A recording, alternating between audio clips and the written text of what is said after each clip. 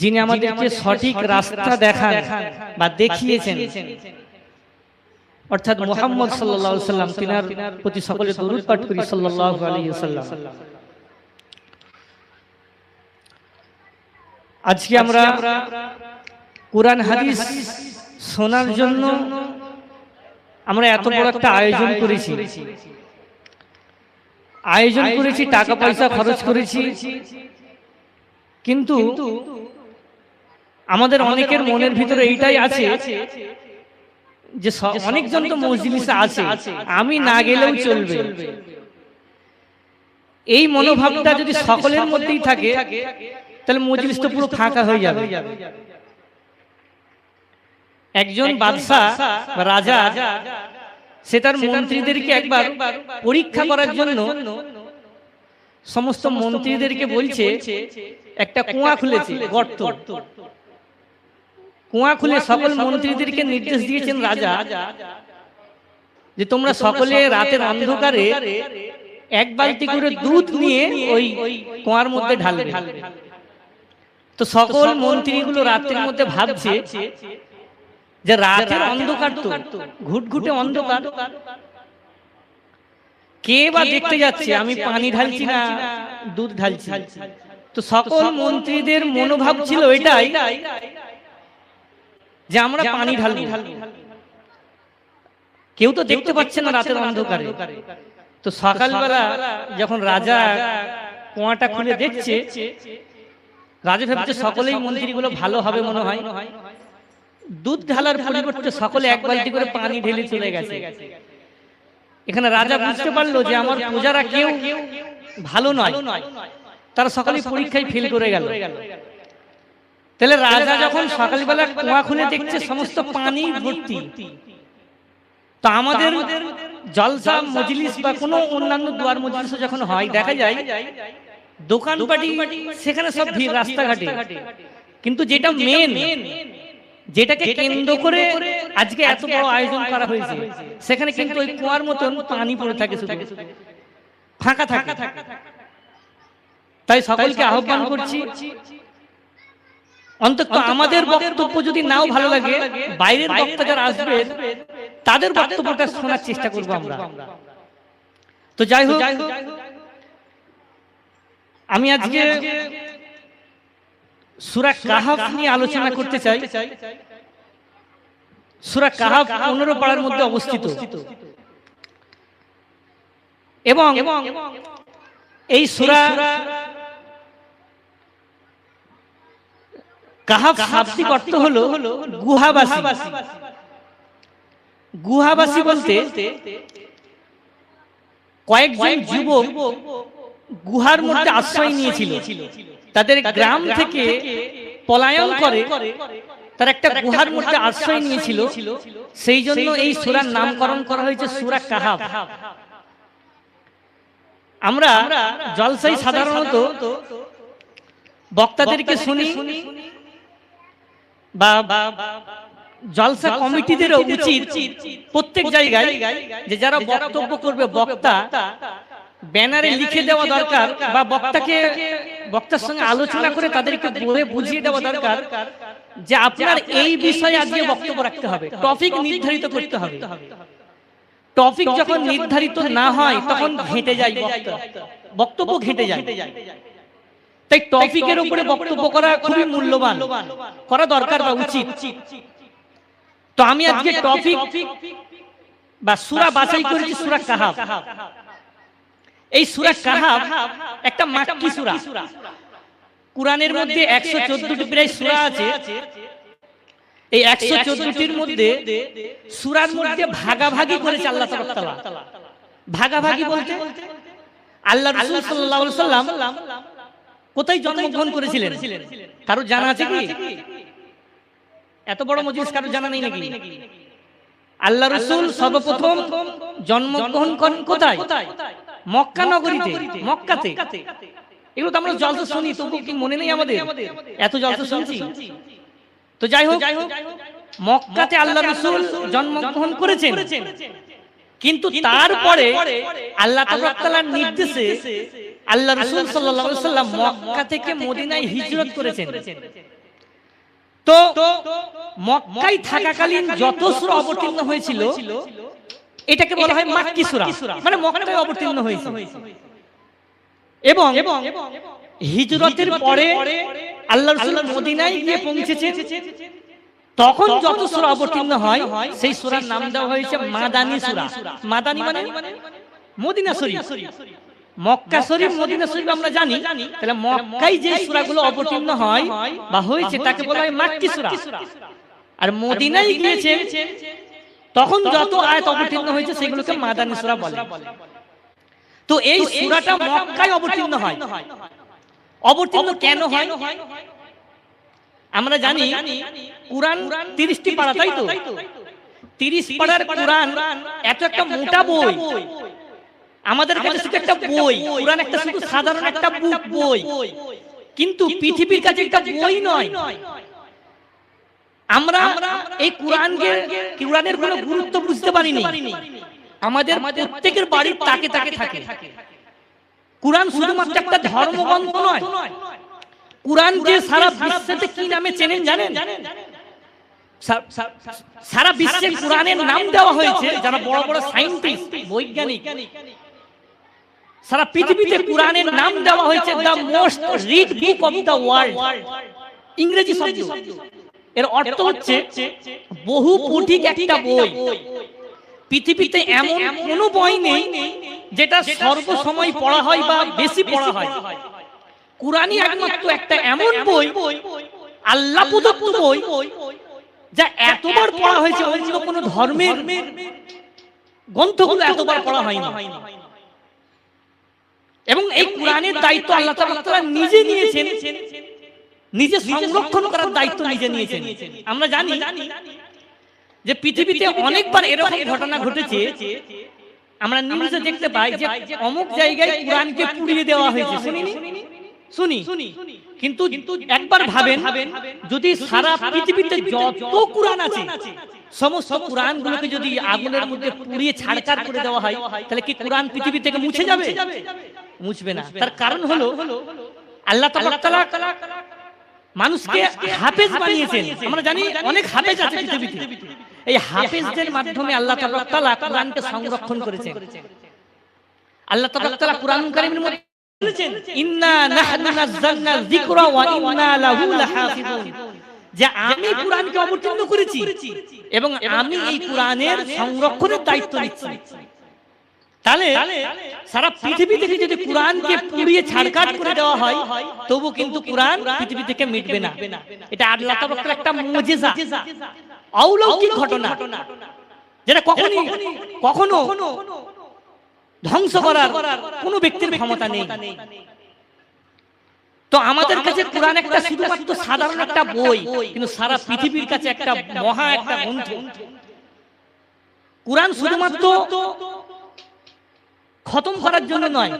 আমরা মাসে শাবান মাস আসলে আমাদের কুরআনের কথা কিন্তু মনে পড়ে। সারা বছর কেটে যায়, কিন্তু শবে বরাতের সময় আমাদের কুরআনের প্রতি একবার মহব্বত জমে যায়। বলছেন, কিতাবুন আনজালনাহু ইলাইকা লিতুখরিজান নাসা মিনাজ যুলুমাতি ইলান নূর, যে কুরআন আপনার প্রতি অবতীর্ণ করা হয়েছে অন্ধকার থেকে আলোর দিকে আনার জন্য। মানুষ পদভ্রষ্ট, এই পদভ্রষ্টতা থেকে মানুষকে আলোর দিকে আনার জন্য, হেদায়েতের দিকে আনার জন্য কুরআনকে অবতীর্ণ করেছেন আল্লাহ তাআলা। তাহলে সহজ ভাষায় বলতে গেলে কুরআন শুধুমাত্র একটা বই আকারে নয়, কুরআন একটা মহাগ্রন্থ, যা প্রত্যেকটা মানুষের দৈনন্দিন জীবনের একটা গাইডলাইন।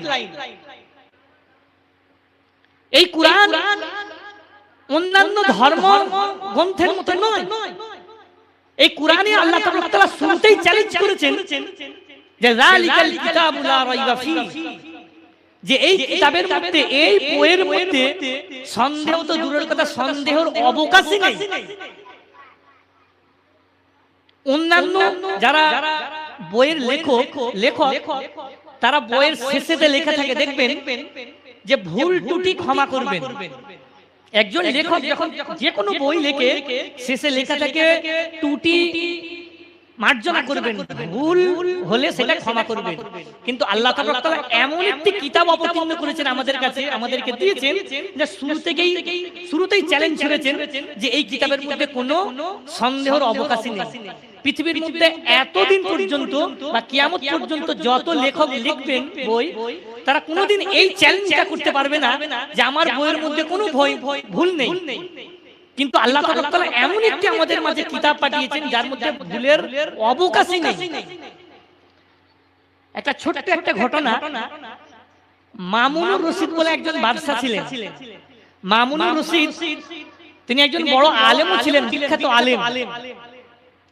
তিনি তিনার দরবারে একবার সমস্ত বড় বড় পণ্ডিত মানুষদেরকে নিয়ে, জ্ঞানী জ্ঞানী ব্যক্তিদেরকে নিয়ে একবার একটা কনফারেন্স করেছিলেন। এই কনফারেন্সের মধ্যে অনেক বড় বড় বৈজ্ঞানিক এসেছিলেন, অনেক বড় বড় সাহিত্যিক তারা এসেছিলেন, অনেক বড় বড় জ্ঞানী ব্যক্তিরা এসেছিলেন। তো একজন খ্রিস্টান ধর্মের অবলম্বী একজন মানুষ, সেই ব্যক্তি জ্ঞান বিজ্ঞানের উপরে খুব চমৎকার একটা আলোচনা করেন, বিজ্ঞান সম্পর্কে আলোচনা করেন। তো বাদশা মামুনুর রশিদের খুবই পছন্দ হয়।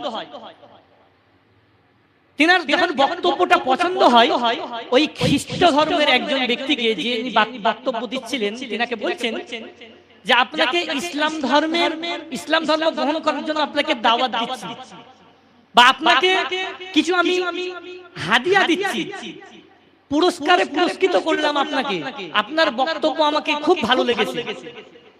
এবং সেই ব্যক্তি চলে গেলেন। আবার পরের বছরে আবারও এই মামুনুর রশিদ বাদশা তিনি আবার ওনার দরবারে কনফারেন্স করছেন। কনফারেন্সে তিনি এখন বক্তব্য রাখছেন। প্রথমবারে বক্তব্য করেছিলেন বিজ্ঞানের উপরে, সায়েন্সের উপরে বক্তব্য রেখেছিলেন। কিন্তু দ্বিতীয় বছর আবার তিনি বক্তব্য রাখছেন ফিকার উপরে। ফিকা মানে ইসলামিক ধর্মতত্ত্ব, ইসলামিক আইন কানুনের উপরে, ইসলামিক ল, আইন কানুনের উপরে বক্তব্য রাখলেন। খুবই ভালো একটা বক্তব্য রাখলেন, চমৎকার। তো বাদশা মামুনুর রশিদ খুব প্রভাবিত হলেন তিনার বক্তব্য শুনে।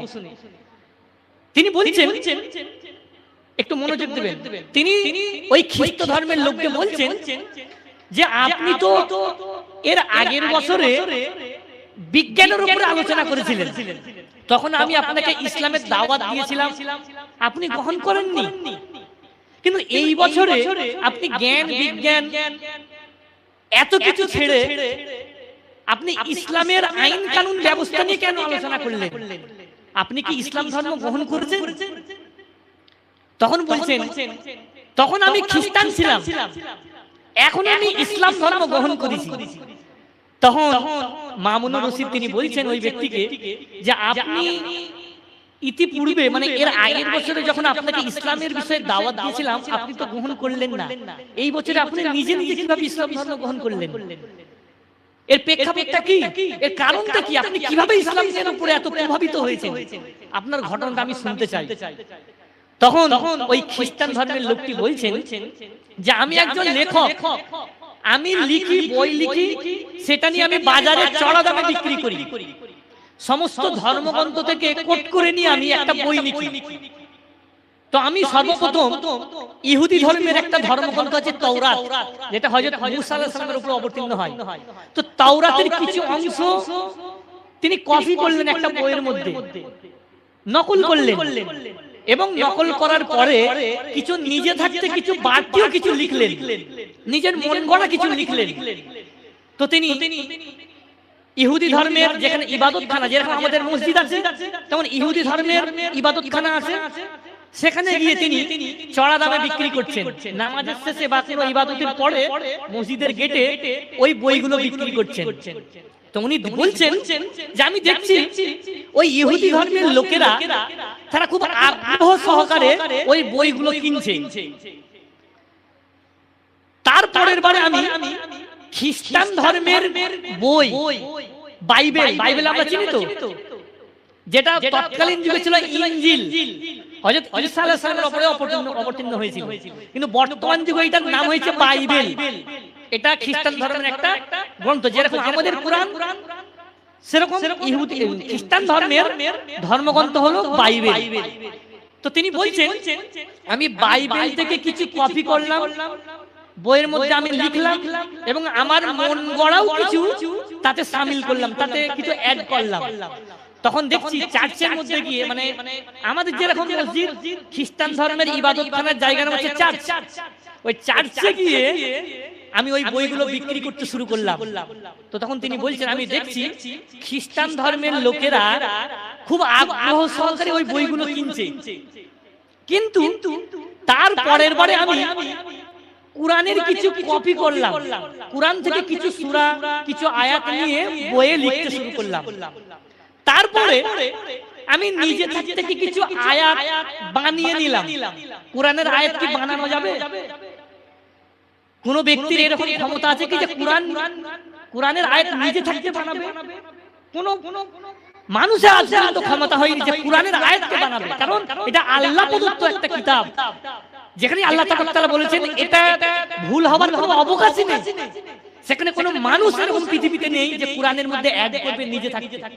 তো তিনি বলছেন আমি কুরআনের কিছু আয়াত বা সূরা আমি লিখতে শুরু করলাম, তারপরে আমি নিজে থাকতে কিছু কুরআনের আয়াতকে অ্যাড করলাম।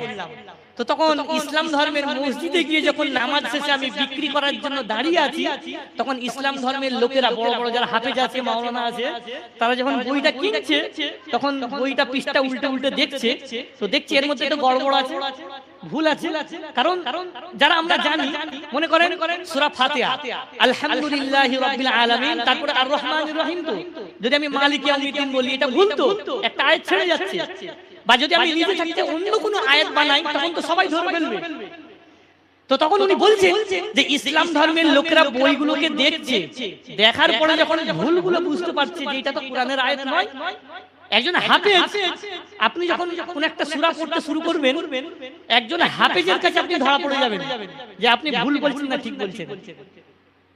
তাহলে ইসলাম ধর্মের লোকেরা বুঝতে পেরে গেল এটা ভুল, কুরআনের সমস্ত আয়াত ঠিক নেই এখানে। তখন তারা ওই বইগুলো আগ্রহ সহকারে নিচ্ছে না, তখন তারা বলছে না এর মধ্যে ভুল আছে। তখন আমি বুঝতে পারলাম যে ইসলামই একমাত্র সঠিক ধর্ম যেখানে কোনো কুরআনের মধ্যে কোনো ভুলের অবকাশ নেই। সুবহানাল্লাহ। কারণ পৃথিবীতে অনেক ধর্মের গ্রন্থ আছে, কিতাব আছে যেখানে ভুলে ভর্তি আছে। যদি আমি সামান্য খ্রিস্টান ধর্মের বাইবেলকে নিই, বাইবেলের মধ্যে আল্লাহ তাআলা যেগুলো হযরত ঈসা আলাইহিস সালামের উপরে অবতীর্ণ করেছিলেন যে আয়াতগুলো, সেইগুলো বর্তমান যুগে কিছু নেই। ইনজিল শরীফ যেটা বর্তমানে বাইবেল, এই বাইবেল আল্লাহ তাআলা যেগুলো অবতীর্ণ করেছিলেন সেগুলোর কিছু নেই। তারা সব নিজের মন গড়া বানিয়ে বানিয়ে বাইবেলকে শেষ করে দিয়েছে। তাওরাত ইহুদি ধর্মের গ্রন্থ, বই, ইহুদিরা নিজে থাকতে বানিয়ে বানিয়ে সেই বইয়ের 12টা বাজিয়ে দিয়েছে। আল্লাহর কোনো কথা আর নেই। কিন্তু কুরআনই একমাত্র এমন একটা কিতাব যেটা আল্লাহ তাআলা 1400 প্রায় 1500 বছর আগে যেটা অবতীর্ণ করেছিলেন, সূরা ফাতিহা থেকে নিয়ে সূরা নাস পর্যন্ত তো হুবহু এখনো পর্যন্ত কালি দিয়ে লেখা আছে। তাই নয়? কুরআনের কোন ব্যক্তি ভুল ধরতে পেরেছে আজ পর্যন্ত? আমরা দেখেছি ডাক্তার জাকির নায়েকের কনফারেন্সে দেখেছি কত ব্যক্তি কুরআনের গ্রামার, ব্যাকরণগত ভুল ধরার চেষ্টা করেছে, কিন্তু কোন ব্যক্তি আজ পর্যন্ত ডাক্তার জাকির নায়েকের সামনে ইসলামকে ভুল প্রমাণ করতে পারেনি। এইটাই একটা ইসলামের গুরুত্বপূর্ণ একটা দিক যে ইসলামের কোন ব্যক্তি আজ পর্যন্ত কুরআনের ভুল ধরতে পারেনি। কুরআনের ভুলের মতো দূরের কথা একটা নুকতা পর্যন্ত কোন ব্যক্তি চেঞ্জ করতে পারেনি। তো তখন সেই ব্যক্তি বলছেন আমি এই কাণ্ডগুলো থেকে আমি ইসলামের প্রতি প্রভাবিত হয়ে আমি ইসলাম ধর্ম গ্রহণ করতে বাধ্য হয়েছি। শুধু ইচ্ছা নয়, তিনি বাধ্য হয়েছেন, তিনি বুঝতে পেরেছেন যে ইসলামই একমাত্র এমন ধর্ম যেখানে কুরআনের মধ্যে কোনো ভুলের অবকাশই নেই। তখন তিনি ইসলাম ধর্ম গ্রহণ করে নিলেন। তো আমার বলার উদ্দেশ্য হচ্ছে শুধু ঘটনা শোনানো নয়, আমার বলার উদ্দেশ্য হচ্ছে আপনাদেরকে এটা বলতে চাচ্ছি যে আমরা কুরআনকে শুধুমাত্র একটা কুরআনের আকারেই রেখে দিয়েছি, কিন্তু কুরআন হচ্ছে একটা গাইডলাইন। কুরআন আমাকে সঠিক পথ দেখাবে, কুরআন আমাকে সঠিক এবং বেঠিকের মধ্যে পার্থক্য করবে। আমরা এই কয়েকদিন আগে রোজা শেষ হলো বা ঈদ হয়ে গেল, রমজান মাসে আমরা ভোরে উঠে সাহারি করেছি। তো খেয়েছি তো ভোরের বেলা। এই খাবার একটা গুরুত্ব আছে তো, এই গুরুত্বটা এর কানেকশন কার সঙ্গে? সেহরি বা সাহারি করার কানেকশন রোজার সঙ্গে, তাই নয়? রোজার সঙ্গে তো নাকি? ইফতার করি, ইফতার করার কানেকশন হচ্ছে রোজার সঙ্গে। রোজা রাখি বলেই আমরা সাহারি করি ফজরে এবং সন্ধ্যাবেলা ইফতার করি। তাহলে এর কানেকশন হচ্ছে রোজার সঙ্গে। আর রোজাটা ফরজ করেছে কোথায় আল্লাহ তাআলা? কোরআনে তো, তাই নয়? রমজান মাসের এত গুরুত্ব কেন? কারো জানা আছে কি রমজান মাসের কেন এত গুরুত্ব? আরো তো 11টি মাস আছে। রমজান মাসের গুরুত্ব হচ্ছে এই জন্য, আল্লাহ তাআলা বলেছেন কোরআনের মধ্যে যে শাহরু রমাদান আল্লাযী উনজিলা ফীহিল কুরআন, যে এই রমজান মাসে আমি কুরআনকে অবতীর্ণ করেছি। কুরআনের মর্যাদার কারণে রমজান মাসের মর্যাদা বাড়িয়ে দিয়েছে আল্লাহ তাআলা। আমরা রেহেল আছে জানি তো, কুরআন যার উপরে রাখা হয় রেহেল। রেহেল তো একটা কাঠের জিনিস, তাই নয়? তার তো কোনো গুরুত্ব নেই। যেরকম গাছের কাঠ, এমনি সাধারণ কাঠ, যেরকম এগুলো স্টিল বা যেগুলো কাঠ আছে এখানে, এই যে কাঠ, এই কাঠ আর রেহেলের কাঠের মধ্যে কোনো পার্থক্য আছে কি? পার্থক্য আছে? এখানে এই কাঠটা দিয়ে আমরা পা দিয়ে উঠছি, একই কাঠ, কিন্তু রেহেল যখন পরিণত হয় তখন আমরা কুরআনের সঙ্গে চুমু খাই রেহেলকে, তাই নয়? কেন? এই রেহেলটা কুরআনের সঙ্গে সম্পর্ক রেখেছে, তাই রেহেলের এত মর্যাদা। ওই একই কাঠ কিন্তু এইখানে আছে স্টেজের এই সিঁড়িতে, কিন্তু এই স্টেজের সিঁড়িতে যে কাঠ আছে এর গুরুত্ব নেই। কেন? এটা কুরআনের সঙ্গে জুড়ে নেই। এই কাঠই যদি আমরা রেহেল বানিয়ে ফেলি তখন রেহেলের অনেক মর্যাদা হয়ে যাবে। তাহলে আপনি যেখানেই যান না কেন কুরআনের সঙ্গেই সম্পর্কিত থাকার জন্য এত কিছুর মর্যাদা। সাহারি করি, ইফতার করি, এই গুরুত্ব কুরআনের সঙ্গে ডাইরেক্ট। রমজান মাসের রোজা রাখি এর গুরুত্ব হচ্ছে কুরআনের জন্য। তাই কুরআনের সঙ্গে যেই ব্যক্তি লেগে থাকবে আল্লাহ তাআলা তার মর্যাদা বাড়িয়ে দেবেন। পৃথিবীর মধ্যে আলেম ওলামারা আছে, আমরা আজকে অনেক আলেমদের বক্তব্য শুনবো, আলেমদেরকে আমরা সম্মান করি, তাই নয়? তাহলে আলেমদেরকে সম্মান করি কেন? হাফেজ আলেমদেরকে আমরা কেন সম্মান করি? তারা কোরআন হাদিসের সঙ্গে লেগে আছে, তাই। কই একজন ইঞ্জিনিয়ার বা ডাক্তারকে তো আমরা এত সম্মান করি না, তাই নয়? সম্মান করি না, আলেমদের মতন সম্মান করি না। তার কারণ হচ্ছে এটাই যে সে কুরআনের সঙ্গে লেগে নেই। ওই একই ডাক্তার যদি কুরআন গবেষণা করে, যেমন ডাক্তার জাকির নায়ক, তার আল্লাহ তাআলা সম্মান দিয়েছেন শুধু ডাক্তারের জন্য নয়, তিনি যখন পূর্বে ডাক্তার ছিলেন তখন কিন্তু তিনার এত মর্যাদা বাড়েনি। কিন্তু যখন তিনি কুরআনকে নিয়ে গবেষণা করতে শুরু করলেন, রিসার্চ করতে শুরু করলেন এবং ইসলামের দাওয়াত প্রচার শুরু করলেন, তখন তিনার পৃথিবীতে বিশ্বব্যাপী তিনার মর্যাদা আল্লাহ তাআলা বাড়িয়ে দিয়েছেন। তাই তো নাকি? শুধুমাত্র কুরআনের বরকতে। তাই এই কুরআন শুধুমাত্র একটা ধর্মগ্রন্থ নয়, এটা একটা গাইডলাইন, পথ প্রদর্শক। তো আমি সূরা কাহফের আলোচনা করছিলাম। সূরা কাহফ অবতীর্ণ হবার কারণ হলো যে তৎকালীন যুগে রাসূলুল্লাহ সাল্লাল্লাহু আলাইহি ওয়াসাল্লাম যখন মক্কাতে বসবাস করা শুরু করলেন, তখন নবীজির দুশমন কারা প্রথমে হয়েছিলেন? নবীজির ঘরের মানুষেরা। নবীজির চাচা দুশমন ছিলেন, জানি তো নাকি? নবীজি কোন বংশে জন্মগ্রহণ করেছিলেন? কারোর জানা আছে কি? কুরাইশ, যেটা আমরা সূরা লীলা ফি কুরাইশ এটা আমরা জানি। কুরাইশ বংশে যখন জন্মগ্রহণ করলেন, কুরাইশ বংশের লোকেরা বা তৎকালীন যুগের লোকেরা এক আল্লাহই বিশ্বাসী ছিলেন না, তারা মূর্তি পূজাতে বিশ্বাসী ছিলেন। তারা লাত, উজ্জা এই সমস্ত মূর্তি পূজা করতেন বা ইবাদত করতেন।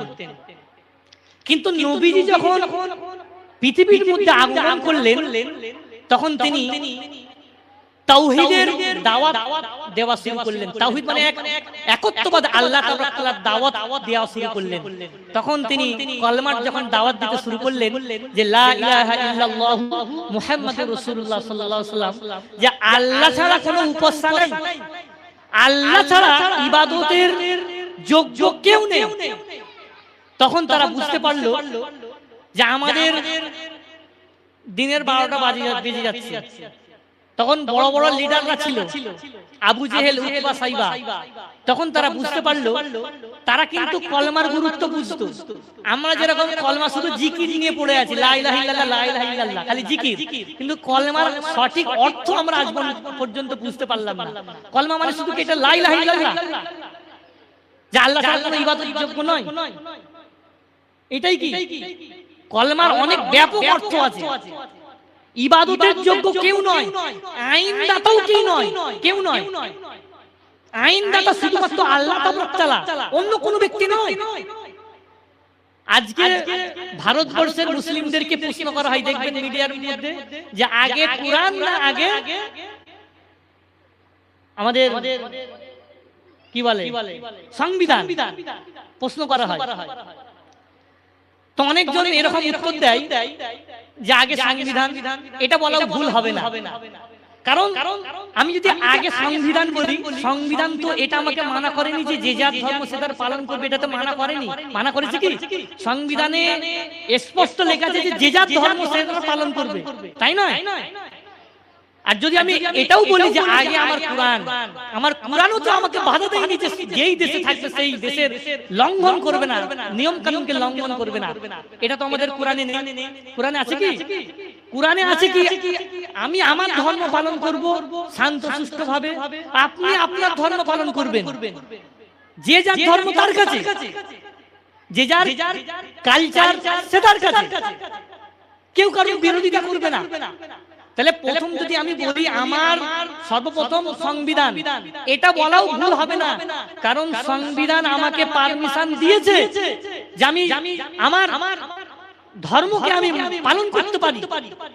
আপনি যেই ধর্মই পালন করেন না কেন, আপনাকে অনুমতি দিয়েছে সংবিধান।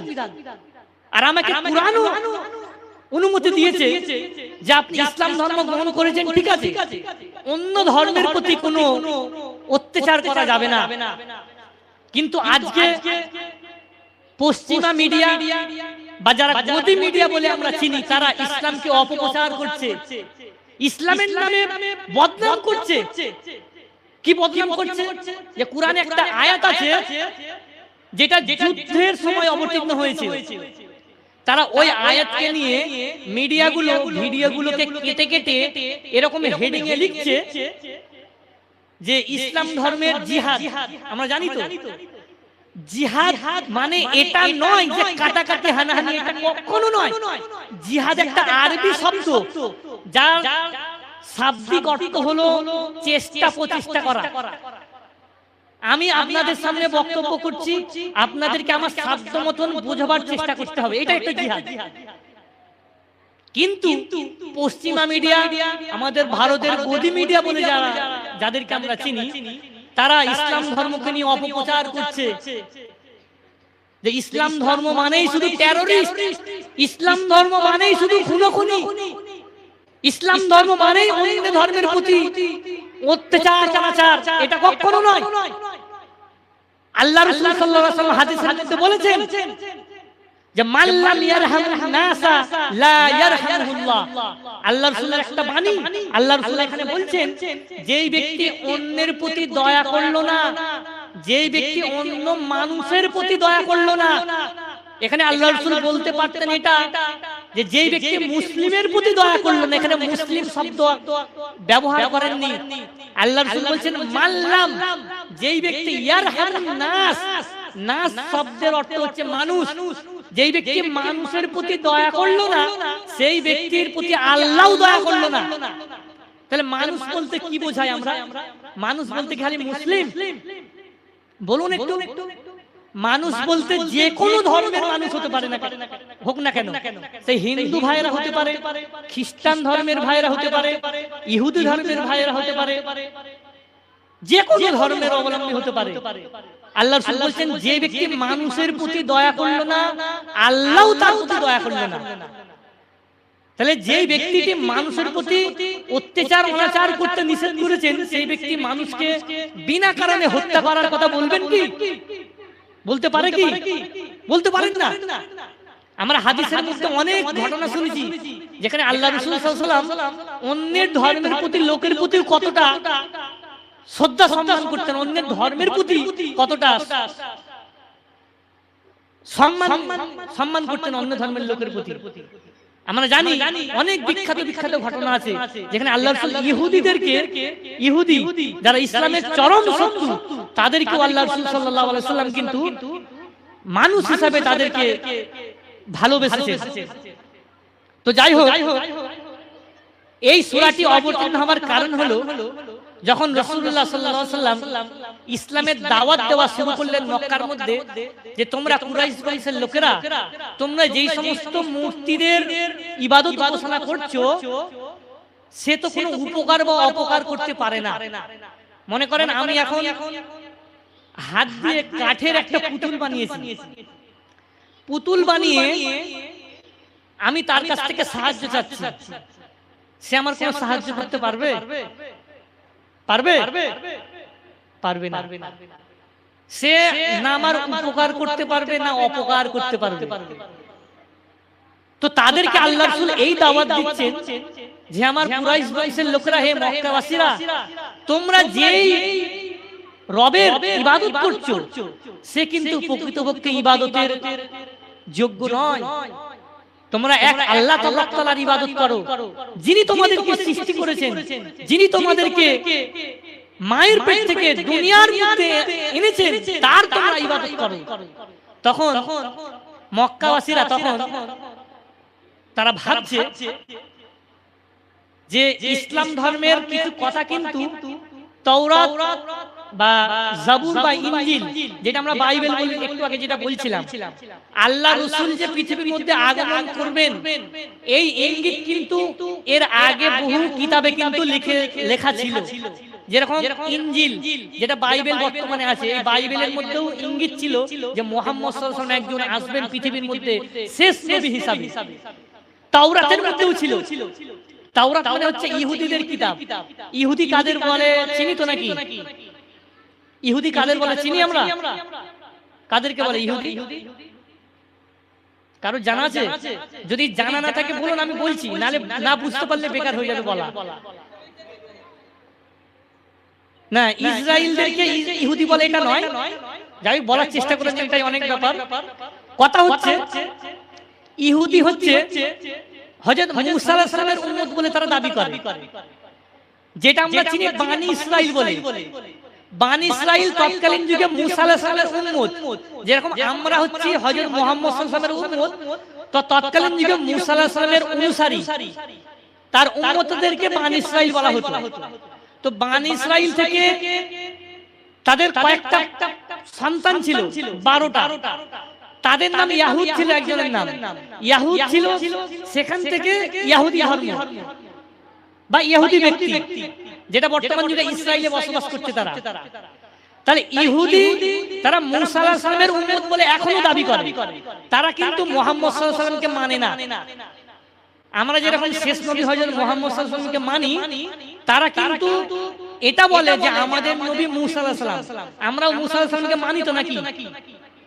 আমরা মুসা আলাইহিস সালামকেও মানি এবং ঈসা আলাইহিস সালামকেও মানি, কিন্তু মুসা আলাইহিস সালামের উম্মত যারা তারা হচ্ছে ইহুদি, যারা বর্তমান যুগে মুসা আলাইহিস সালামের উম্মত বলে দাবি করছে, তারা কিন্তু মুহাম্মদ সাল্লাল্লাহু আলাইহি ওয়াসাল্লামকে মানে না। এবং ঈসা আলাইহিস সালামের উম্মতেরা যারা বর্তমান যুগে খ্রিস্টানরা তারা ঈসা আলাইহিস সালামকে মানে, মুসা আলাইহিস সালামকেও মানে, কিন্তু মুহাম্মদ সাল্লাল্লাহু আলাইহি ওয়াসাল্লামকে মানে না। একজন ব্যক্তি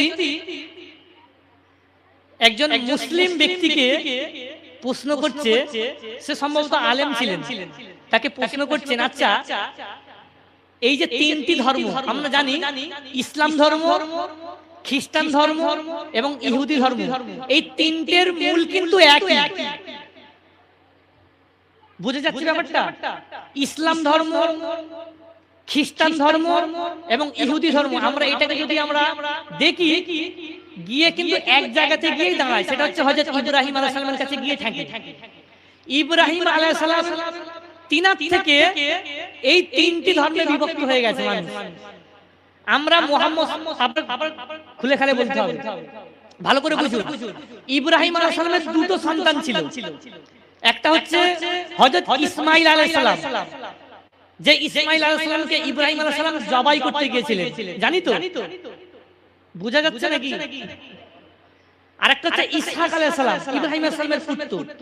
তো ইসহাক আলাইহিস সালাম থেকে ফেকড়া হয়ে হয়ে ইহুদি ধর্ম হয়, যেটা ইসরায়েলে বর্তমানে আছে। তো ইসমাইল আলাইহিস সালাম তিনি মক্কার মধ্যে আছেন, মক্কার মধ্যে আছে তার পুত্র সন্তান, সেখান থেকে হযরত মুহাম্মদ সাল্লাল্লাহু আলাইহি ওয়াসাল্লাম এসেছেন। তার তিনটে ধর্মে বিভক্ত হয়ে যায় মানুষ। তো কিন্তু মূল তিনটে ধর্মের মূল কিন্তু একই জায়গায় গিয়ে দাঁড়ায়, ইব্রাহিম আলাইহিস সালাম পর্যন্ত। তিনজনই কিন্তু আসমানি কিতাবকে মানি।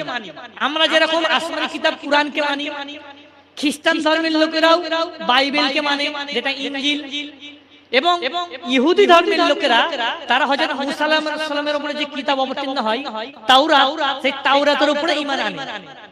তো একজন মুসলিম ব্যক্তিকে একজন ব্যক্তি প্রশ্ন করছে, আচ্ছা তিনটে যে তোমাদের ধর্ম প্রায় একই, তোমাদের মধ্যে মিল আছে। আমরা জানি, আমরাও যেরকম নামাজ পড়ি ইসরায়েলের ইহুদিরাও নামাজ পড়ে, আমরাও যেরকম টুপি পড়ি ইহুদিরাও কিন্তু দেখবেন ছোট্ট মতন মাথায় একটা টিকির কাছে একটা টুপি পড়ে। আমরাও যেমন এক আল্লাহই বিশ্বাসী, তারাও কিন্তু এক আল্লাহই বিশ্বাসী। আমরা যেরকম নবীকে মানি, ইহুদিরা বা খ্রিস্টানরা তারাও কিন্তু নবীকে মানে। তাহলে তিনটে ধর্মের মধ্যে কিন্তু খুবই মিল আছে। আমাদের যেরকম ছেলেদের খাতনা করা হয়, খ্রিস্টান বা ইহুদিদের তাদেরও কিন্তু পুরুষদের খাতনা করা হয়। তাহলে মিল পাওয়া যাচ্ছে না? তিনটে ধর্মের প্রায় মিল আছে, কিন্তু ধর্মের গ্রন্থ বইগুলো কিন্তু আলাদা। তো যাই হোক, একজন মুসলিম ব্যক্তিকে প্রশ্ন করছেন যে তোমাদের তিনটে ধর্ম তো প্রায় একই, কারা জান্নাতে যাবে? তখন বলছেন,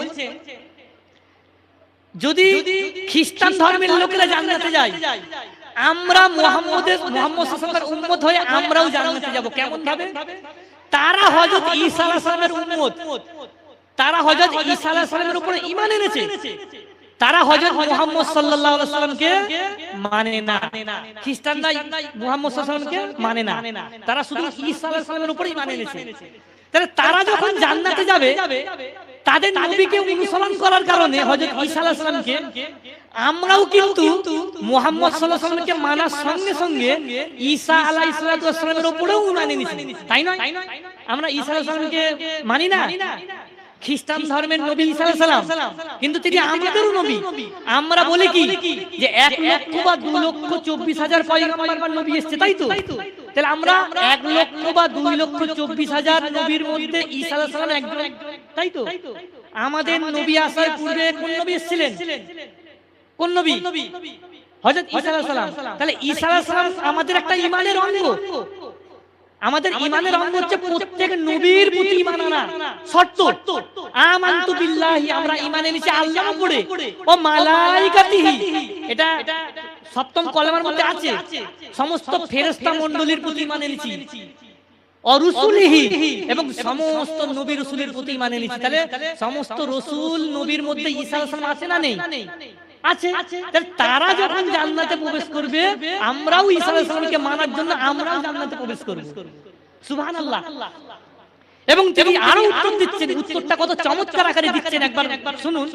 তখন তিনি বলছেন যে ইহুদি, ইসরায়েলে যারা আছে ইহুদি, ওই ইহুদিরা যখন জান্নাতে প্রবেশ করবে, তখন আমরাও তাদের পিছনে পিছনে জান্নাতে প্রবেশ করব। কারণ ইহুদিরা মুসা আলাইহিস সালামকে মানে, আর আমাদেরও ঈমানের একটা অঙ্গ হচ্ছে প্রত্যেক নবীকে মানা। তাহলে আমরাও মুসা আলাইহিস সালামের উপর ঈমান এনেছি, মুসা আলাইহিস সালামকে আমরা মানি। তাহলে তাদের সঙ্গে সঙ্গে আমরা মুসা আলাইহিস সালামকে মানার জন্য আমরাও তাদের সঙ্গে জান্নাতে প্রবেশ করব। সুবহানাল্লাহ। কিন্তু তিনি উত্তর দিচ্ছেন, শুনুন ভালো করে। তিনি বলছেন, কিন্তু আমরা মুহাম্মদ সাল্লাল্লাহু আলাইহি ওয়াসাল্লামের উম্মতেরা যদি জান্নাতে প্রবেশ করে কাল কিয়ামতের ময়দানে, তখন কিন্তু তারা মুসা আলাইহিস সালাম, ইহুদিরা মুসা আলাইহিস সালামের উপরে ঈমান এনেছে, তারা হযরত মুহাম্মদ সাল্লাল্লাহু আলাইহি ওয়াসাল্লামকে মানে না। তাহলে তারা জান্নাতে যেতে পারবে না। আর খ্রিস্টানরা তারা শুধুমাত্র ঈসা আলাইহিস সালামকে মানে, তারা মুহাম্মদ সাল্লাল্লাহু আলাইহি ওয়াসাল্লামকে মানে না। তাহলে তারাও কিন্তু জান্নাতে যেতে পারবে না। কত চমৎকার উত্তর তিনি দিচ্ছেন, উত্তরটা বুঝতে পেরেছেন? তারা কিন্তু আমাদের নবীকে মানে না, কিন্তু আমরা তাদের নবীকে মানি। কত চমৎকার একটা উত্তর। তার মানে যেটা বলছিলাম, সূরা কাহাফ অবতীর্ণ হবার কারণ হলো এটা, যে যখন মুহাম্মদ সাল্লাল্লাহু আলাইহি ওয়াসাল্লাম যখন মক্কার মধ্যে ইসলামের কলেমার দাওয়াত দিতে শুরু করলেন, তখন তারা বললেন যে ইতিপূর্বে ইহুদি ব্যক্তিদের তাওরাত নামক কিতাবে তো মুহাম্মদ সাল্লাল্লাহু আলাইহি ওয়াসাল্লাম আগমন করার পরিচয় কিছু আছে, লক্ষণ কিছু আছে। তো তখন তিনারা 2-3 জন ব্যক্তিকে মদিনার মধ্যে পাঠালেন। কারা পাঠালেন?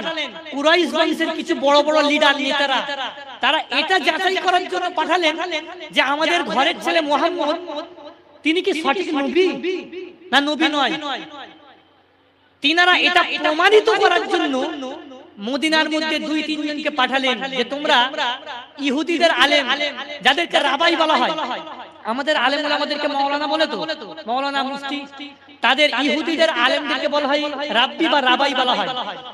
তো ইহুদিদের আলেমদের কাছে পাঠালেন মক্কাবাসীরা যে তোমরা যাও মদিনাবাসীর ইহুদিদেরকে জিজ্ঞাসা করো যে তোমাদের কিতাবে এমন কোন লক্ষণ আছে কি যে মুহাম্মদ বলে একজন নবী হবে, তিনি কি সত্য নবী না মিথ্যা নবী?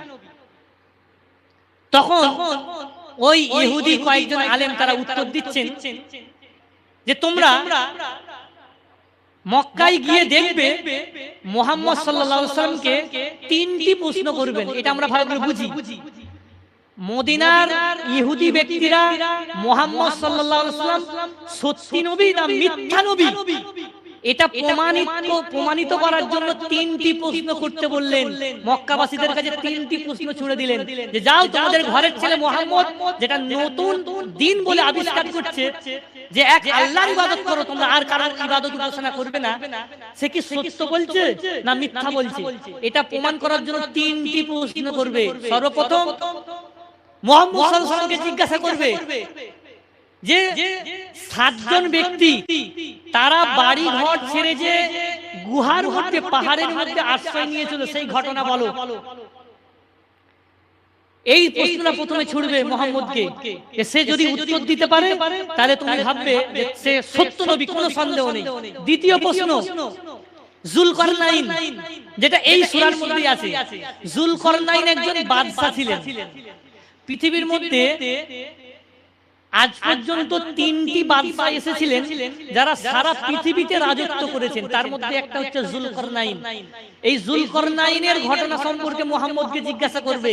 যদি মুহাম্মদ সাল্লাল্লাহু আলাইহি ওয়াসাল্লাম যদি উত্তর দিতে পারে তাহলে তোমরা মনে করবে যে মুহাম্মদ একজন সত্যবাদী নবী, কোনো সন্দেহ নেই। এবং তৃতীয় প্রশ্ন মুহাম্মদ সাল্লাল্লাহু আলাইহি ওয়াসাল্লামকে গিয়ে করবে রূহ সম্পর্কে। রূহ, এটা কোরআনে আছে যে ইয়াসআলুনাকা আনির রূহ, রূহ সম্পর্কে তুমি মুহাম্মদকে প্রশ্ন করবে। যদি এই 3টির প্রশ্নের যদি উত্তর দিতে পারে তাহলে তোমরা নিঃসন্দেহ তাকে নবী বলে স্বীকার করে নেবে, এতে কোনো সন্দেহ নেই। তো মক্কার ওই কয়েকজন ব্যক্তি তারা মদিনায় এসে, এই মক্কায় এসে মুহাম্মদ সাল্লাল্লাহু আলাইহি ওয়াসাল্লামকে এই 3টি প্রশ্ন করলেন যে মুহাম্মদ তুমি যদি সত্যবাদী হয়ে থাকো বা সত্য নবী হয়ে থাকো তাহলে এই 3টি প্রশ্ন করবে। তখন ওই বড় বড় লিডার বা 2 জন ব্যক্তি মুহাম্মদ সাল্লাল্লাহু আলাইহি ওয়াসাল্লামকে জিজ্ঞাসা করছেন, হে মুহাম্মদ তুমি যে সত্য নবী বলে দাবি করছো, তাহলে ওই যে 7 জন যুবক গুহার মধ্যে আশ্রয় নিয়েছিল ঘর বাড়ি ছেড়ে, তাদের বৃত্তান্ত আপনি আলোচনা করুন। এবং রূহ সম্পর্কে, রূহ কি জিনিস, এবং যুলকারনাইন তার ঘটনা সম্পর্কে বৃত্তান্ত আলোচনা করতে বললেন। তখন মুহাম্মদ সাল্লাল্লাহু আলাইহি ওয়াসাল্লাম চুপ থাকলেন। মুহাম্মদ সাল্লাল্লাহু আলাইহি ওয়াসাল্লাম কি কোনো মন গড়া কথা বলতেন নাকি? মন গড়া? আমরা যেরকম কোনো প্রশ্ন করলে না জানা থাকলেও মান সম্মানের ভয়তে উত্তর দিতে শুরু করি না, আল্লাহর নবী তো এরকম নয়। আল্লাহ রাসূল উত্তর ততক্ষণ পর্যন্ত দিতেন না যতক্ষণ পর্যন্ত জিবরিল আমিন আল্লাহ রাসূলের কাছে এসে আল্লাহর তরফ থেকে বলতেন। কুরআন অবতীর্ণ যতক্ষণ না হতো তখন তিনি উত্তর দিতেন না, তিনি ওয়েট করছেন। তিনি বলছেন তাদেরকে যে এক কাজ করো, তোমরা আমার কাছে কালকে এই 3টি প্রশ্ন নিয়ে আসো, আমি কালকে তোমাদের উত্তর দেব। আল্লাহ রাসূল এটা বললেন এই জন্য, আল্লাহ রাসূল ওহীর অপেক্ষায় ছিলেন যে যখন ওহী আসবে, আল্লাহ তাআলা যখন আমাকে এই 3টির প্রশ্নের উত্তর যখন আমাকে জানাবে তখন আমি তোমাদেরকে উত্তর দেব। তখন পরের দিন যখন আবার জিজ্ঞাসা করতে এসছে তখন আল্লাহ রাসূল উত্তর দিচ্ছেন না। আল্লাহ রাসূল সাল্লাল্লাহু আলাইহি ওয়াসাল্লাম ইনশাআল্লাহ বলতে ভুলে গিয়েছিলেন। তো ইনশাআল্লাহ বলতে ভুলে গিয়েছিলেন যখন, তখন প্রায় 15 দিনের মতন ওহী আসা বন্ধ হয়ে গেছে। এখানে আল্লাহ রাসূল টেনশনের মধ্যে আছে কি, যে মক্কার কাফেররা আমাকে যে 3টি প্রশ্ন করেছেন তাদের আমি উত্তর দিতে পারিনি সময় মতো, একটা টেনশন। তাদেরকে যদি উত্তর না দিতে পারি তাহলে তাদেরকে আমি মিথ্যাবাদী হয়ে যাব। আর এদিকে আরেকটা টেনশন কি, ওহী আসা বন্ধ হয়ে গেছে। আমরা জানি তো যে জিবরিল আমিন আলাইহিস সালাম আল্লাহর তরফ থেকে কুরআন আল্লাহ রাসূলের কাছে নিয়ে এসেছেন। তো তখন 15 দিনের মতন ওহী বন্ধ হয়ে গেছে। তারপরে আল্লাহ রাসূল সাল্লাল্লাহু আলাইহি ওয়াসাল্লামকে এই সূরা কাহাফের পুরোটা বা কিছু অংশ কিছুদিন পরে আবার এই সূরাটা অবতীর্ণ হয়। তো প্রথমে আল্লাহ তাআলা এই ঘটনার বৃত্তান্ত উত্তর দিতে গিয়ে বলছেন, ওই যে 7 জন বা 8 জন যুবক প্রথমে কি প্রশ্ন করেছিল মক্কার কাফেররা, প্রথমে ওই 7টি যুবক সম্পর্কে যারা গুহার মধ্যে আশ্রয় নিয়েছিলেন তাদের বৃত্তান্ত নিয়ে আলোচনা করতে বলেছিলেন। তো আল্লাহ তাআলা বৃত্তান্ত আলোচনা করছেন আল্লাহর রাসূলকে আয়াত অবতীর্ণ করে। আল্লাহর রাসূল সাল্লাল্লাহু আলাইহি ওয়াসাল্লামের উপর অবতীর্ণ হচ্ছে আয়াত। আল্লাহর রাসূল তার প্রতি যখন কুরআন অবতীর্ণ হচ্ছে, ওই 7 জন যুবক সম্পর্কে সর্বপ্রথম উত্তর দিচ্ছেন। 7 জন যুবক হলো, এটা একটা ঘটনা আছে কুরআনের মধ্যে বিস্তারিত আলোচনা করা হয়েছে।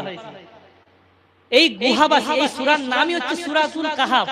কাহাফ মানে হচ্ছে গুহাবাসী। গুহাবাসী মানে হচ্ছে 7 জন যুবক এমন ছিল, প্রাচীন যুগে একজন দাকিয়ানুস বলে একজন বাদশা, জালিম বাদশা ছিল। সে মূর্তি পূজায় আসক্ত ছিল, তার অনুসারীরাও ছিল মূর্তি পূজক। মূর্তি পূজায় আসক্ত ছিল তারা। তো এমন 7 জন ব্যক্তি, 7 জন যুবক, বড় বড় উচ্চ বংশের ফ্যামিলির 7 জন যুবক, তাদের মনে একটা খটকা দেখা গেল। তাদের মনে প্রশ্ন জাগতে শুরু করলো, সন্দেহ হতে শুরু করলো যে আমরা এমন একজনের ইবাদত করছি যে তো কোনো উপকার বা অপকার কিছুই করতে পারে না, সে কোনো মানুষের সাহায্যই করতে পারে না। মূর্তি আমরা নিজেরা হাত দিয়ে বানাচ্ছি, আবার তার ইবাদত উপাসনা করছি, সে তো কিছু শুনতেই পাচ্ছে না।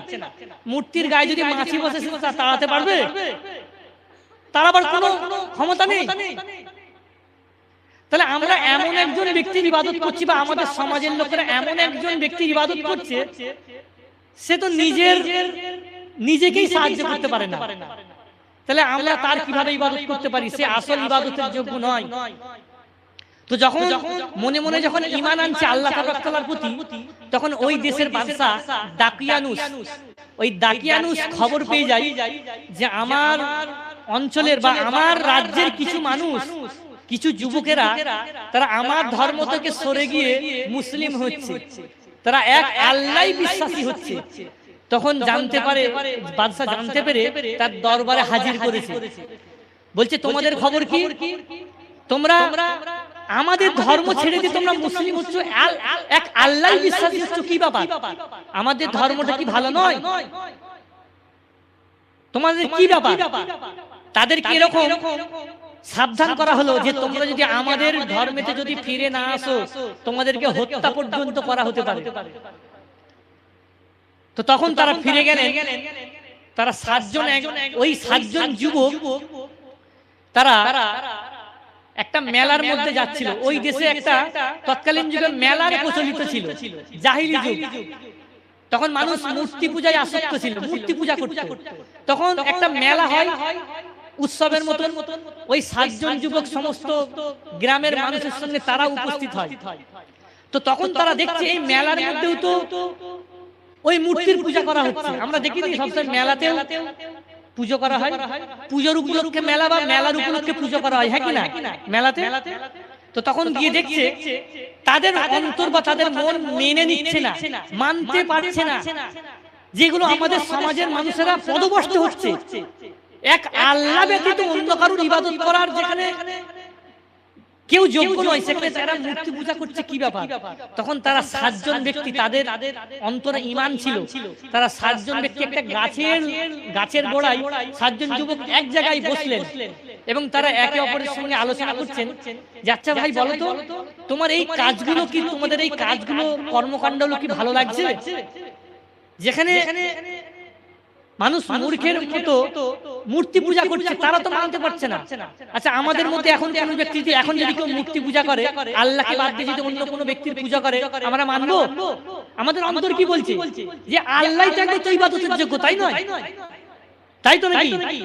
তাদের অন্তর নাড়া দিয়েছে ওই 7 জন যুবকের, তাদের অন্তর নাড়া দিচ্ছে যে আল্লাহ ছাড়া কোনো ইবাদতের যোগ্য নয়। তো তাহলে আমাদের এই মূর্খ সমাজ কিভাবে অন্যের ইবাদত করছে?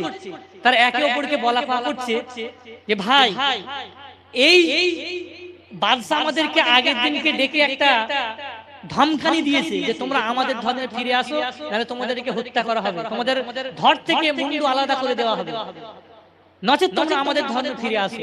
তাহলে তারা ভাবছে এই মূর্খ সমাজে আমাদেরকে থাকলে হবে না, এবং তারা একটা আলাদা জায়গায় গিয়ে আল্লাহর শুধু ইবাদত করার জন্য, এই সমাজ থেকে বার হওয়ার জন্য তারা পথে চলা শুরু করে দিলেন। তো 7 জন যুবক যখন পথ দিয়ে যাওয়া শুরু করছেন, অনেক হেঁটেছে, অনেক হাঁটার পরে একটা পাহাড়ি এলাকার মধ্যে একটা গুহা দেখতে পাওয়া যায়। ওই গুহার মধ্যে আশ্রয় নাই। ওই গুহার মধ্যে যখন আশ্রয় নাই, তখন তারা ক্লান্ত হয়ে যায়। অনেক হেঁটেছে, তো অনেক পথ অতিক্রম করে ক্লান্ত হয়ে গেছে। তখন তাদের ঘুম চলে এসেছে চোখে, ক্লান্ত হয়ে গেছে। তখন তারা ওই 7 জন যুবক ক্লান্ত অবস্থায় ঘুমিয়ে পড়েছে। ঘুমিয়ে পড়ার পরে তাদের সঙ্গে পথে, তারা যখন ওই পথ ধরে যাচ্ছিলেন 7 জন যুবক, তাদের সঙ্গে একটা কুকুর ছিল। কুকুরও তাদের সঙ্গে পথিক হয়ে যায়। ওই পথিক হিসাবে তারা ওই গুহার মধ্যে যখন আশ্রয় নাই, ওই কুকুরটি কি করছে, 7 জন যুবক যখন গুহার মধ্যে ঘুমিয়ে পড়েছে, তখন ওই কুকুরটি তাদের গুহার আগে গেটের কাছে পাহারা দিচ্ছে, কোন ব্যক্তি আক্রমণ না করতে পারে। হয়তো আল্লাহ তাআলা এটা করেছেন। ওই কুকুরটা পাহারা দিচ্ছে, প্রহরী হিসাবে, পাহারাদার হিসাবে পাহারা দিচ্ছে। তো তারা যখন ঘুমের মধ্যে ক্লান্ত অবস্থায় ঘুমিয়ে পড়েছিলেন, তখন এক ঘুমে প্রায় 309 বছর পার হয়ে গেছে তাদের ঘুমের মধ্যে। কত বছর? 309 বছর পার হয়ে গেছে ঘুমের মধ্যে। তো যখন তাদের ঘুম ভেঙেছে ওই 7 জন যুবকের, তখন তারা বলছে তোমরা কত বছর ঘুমিয়েছিলে, কতদিন ঘুমিয়েছিলে? এটা কোরআনের মধ্যে স্পষ্ট লেখা আছে যে তোমরা কত বছর ঘুমিয়েছিলে, কতক্ষণ ঘুমিয়েছিলে। তাদের মধ্যে একজন ব্যক্তি বলছে আমার মনে হলো তো একদিন ঘুমিয়েছিলাম, বা একটা দিনের কিছু অংশ আমরা ঘুমিয়েছিলাম। কেউ কেউ বলছে তাদের মধ্যে যে না, আমরা প্রায় কয়েকদিন ঘুমিয়ে পড়েছিলাম ক্লান্ত অবস্থায়। তো তাদের মধ্যে একটা কথা কাটাকাটি বা একটা অনেক রকমের মন্তব্য হলো। কে বলছে আমি 3 দিন শুয়েছিলাম এখানে, কেউ বলছে না একটা দিনের কিছু অংশ ঘুমিয়ে পড়েছিলাম। তো তখন 309 বছর ঘুমের মধ্যে কাটিয়ে দিলেন। চিন্তা করেন, 309 বছর ঘুম থেকে উঠার পরে একটা খিদে ভাব লাগছে, পেটে খিদে, তখন ক্লান্ত ভাব লাগছে। তখন একজন ব্যক্তি বলছে ভাই, আমাদের এখন উচিত বাজার থেকে কিছু কিনে আনা, কারণ আমাদের পেটে খুবই খিদা লেগেছে।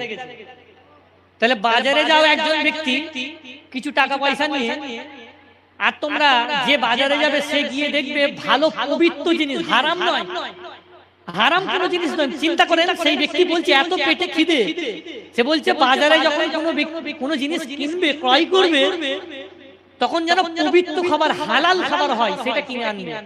আর সাবধান করছে যে দাকিয়ানুস বাদশা বলতে যে তাদেরকে একদিন বলেছিল আগে যে তোমরা পরের দিন আমার কাছে রাজদরবারে আসবে আর তোমরা তোমাদের ধর্ম পরিত্যাগ করবে আর আমাদের ধর্মে তো ফিরে আসবে। তাদের এই ভয়টা আছে। তারা তো জানে না যে একটা ঘুমের মধ্যে 309 বছর পার করে দিয়েছে। তারা তো আর এই ব্যাপারটা বুঝতে পারছে না। তারা যখন যখন বাজারে গেছে, বাজারে গিয়ে একটা স্বর্ণ মুদ্রা, দিনার, দিনার বা দিরহাম বার করেছে, স্বর্ণ মুদ্রা। তৎকালীন যুগে তো স্বর্ণ মুদ্রা ছিল। আমরা যখন এখন টাকা, কাগজের টাকা দেখতে পাই, তো মেন টাকা হচ্ছে স্বর্ণ মুদ্রা, যেটাকে দিনার দিরহাম বলে। সৌদি আরবে যারা বিদেশে গেছে তারা জানে যে কাতার, দুবাই, সৌদি আরব, ওইদিকে কিন্তু এই টাকা চলে না।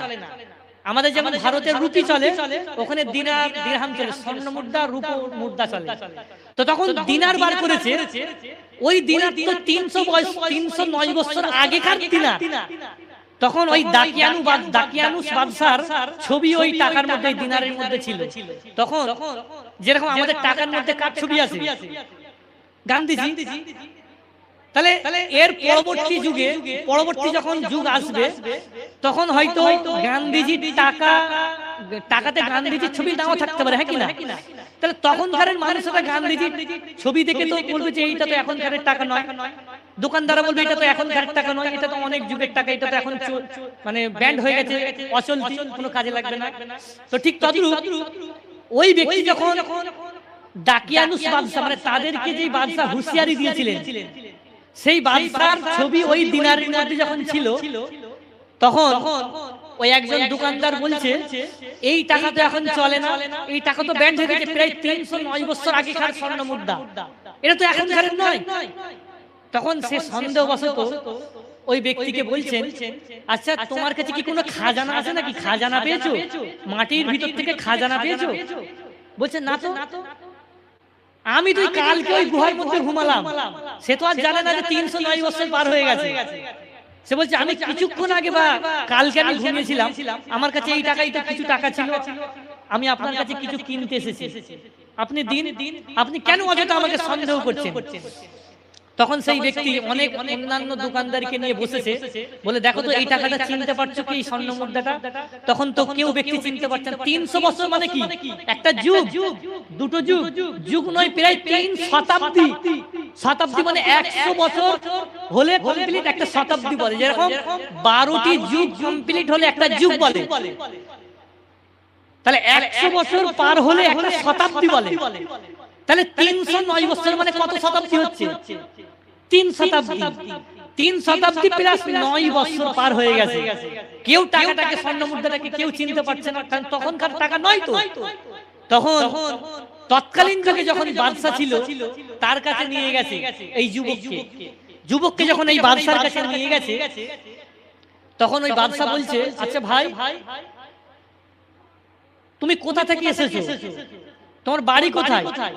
তখন তিনি খুলে খালে বললেন যে আমার কয়েকটা সাথী এই গুহার মধ্যে আমরা বসবাস করছি, কালকে আমরা ঘুমিয়েছিলাম, আমরা ওই দাকিয়ানুস বাদশা ওই অঞ্চলে যে মূর্তি পূজা হচ্ছিল সেগুলো আমরা সহ্য করতে পারছিলাম না, এক আল্লাহই বিশ্বাসী ছিলাম, তারা আমাদেরকে মারধরের হুমকি দিয়েছিল, সেই জন্য সেখান থেকে আমরা পলায়ন করে একটা গুহার মধ্যে আশ্রয় নিয়েছিলাম। এই বৃত্তান্তটা জানালো ওই বাদশাকে। ওই বাদশা বলল যে আমিও তো তোমাদের মতনই একজন আল্লাহই বিশ্বাসী, আমিও তো একজন মুসলিম। তখন সেই বাদশাকে যখন বলল, সেই ব্যক্তি আরো ভয় পাচ্ছিল এটা যে গুহার মধ্যে আরো কয়েকজন আছে, তো তাকে তো খাবার কিনতে পাঠিয়েছে, বুঝে যাচ্ছে তো, আরো 5-7 জন আছে, সেখানে 6 জন আছে। সেই ব্যক্তি ভয় করছে যে গুহার মধ্যে তাদের খবর যদি সবাই জানতে পেরে যায়, তারা তো জানে না যে আমরা অনেক বছর পার করে ফেলেছি, তারা এই আতঙ্কের মধ্যে রয়েছে। তখন বাদশা ওই গুহাবাসীদের কাছে গেলেন দেখা করতে গিয়ে সালাম মুসাফা করলেন, তাদের খবর নিলেন এবং তাদেরকে বৃত্তান্ত বললেন বাদশাকে যে আমরা ঘুমিয়েছিলাম এই ভয়েতে, আমাদের বাদশা হত্যা করার নির্দেশ দিয়েছিল, তাই আমরা এই গুহার মধ্যে ঘুমিয়েছিলাম ক্লান্তির জন্য, এবং আমরা প্রায় 309 বছর পার করে দিয়েছি। ওই কুকুরটাও তাদেরকে পাহারা দিচ্ছিল। এবং যখন একটা মজার বিষয় হলো এটা, যখন ওই 7 জন ব্যক্তি গুহার মধ্যে আশ্রয় নিয়েছিল, তখন ওই পূর্ব দিক থেকে যখন এদিক থেকে যখন সূর্য অস্ত যেত পশ্চিম দিকে, তখন সূর্যটা তাদের কষ্ট না হয়, তাদেরকে উত্তপ্ত তারা না হয়ে যায়, আগুন মানে যখন সূর্যর আলো লাগে তখন একটা গরম রোদ আছে, তো তাপ না লাগে, সেই জন্য আল্লাহ তাআলা ওই সূর্যকেও তাদের বিপরীত দিকে ঢলিয়ে দিত। তারা যদি এই দিকে থাকতো, সূর্যের আলোটা ওইদিকে পড়তো, তারা যখন এদিকে থাকতো সূর্যটা ওদিক থেকে ঘুরে যেত। এটা আল্লাহর একটা মুজিজা, আল্লাহর কেরামতি। তাদেরকে আল্লাহ তাআলা সাহায্য করেছিলেন।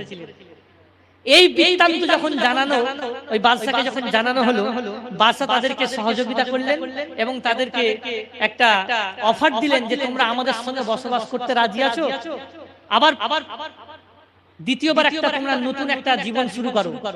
তখন সেই 7 জন যুবক ব্যক্তি বললেন যে আমরা তো এমনিতে আমাদের অনেক সময় অতিবাহিত করে নিয়েছি, প্রায় 309 বছর অতিবাহিত করেছি, আমাদের সংসার ধর্ম আর কিছুই নেই, আমাদের বাপ মাও আজকে পৃথিবীতে বেঁচে নেই, আমাদের স্ত্রী সন্তান কেউ পৃথিবীতে বেঁচে নেই, তাহলে আমরাও আর পৃথিবীতে বাঁচতে চাই না।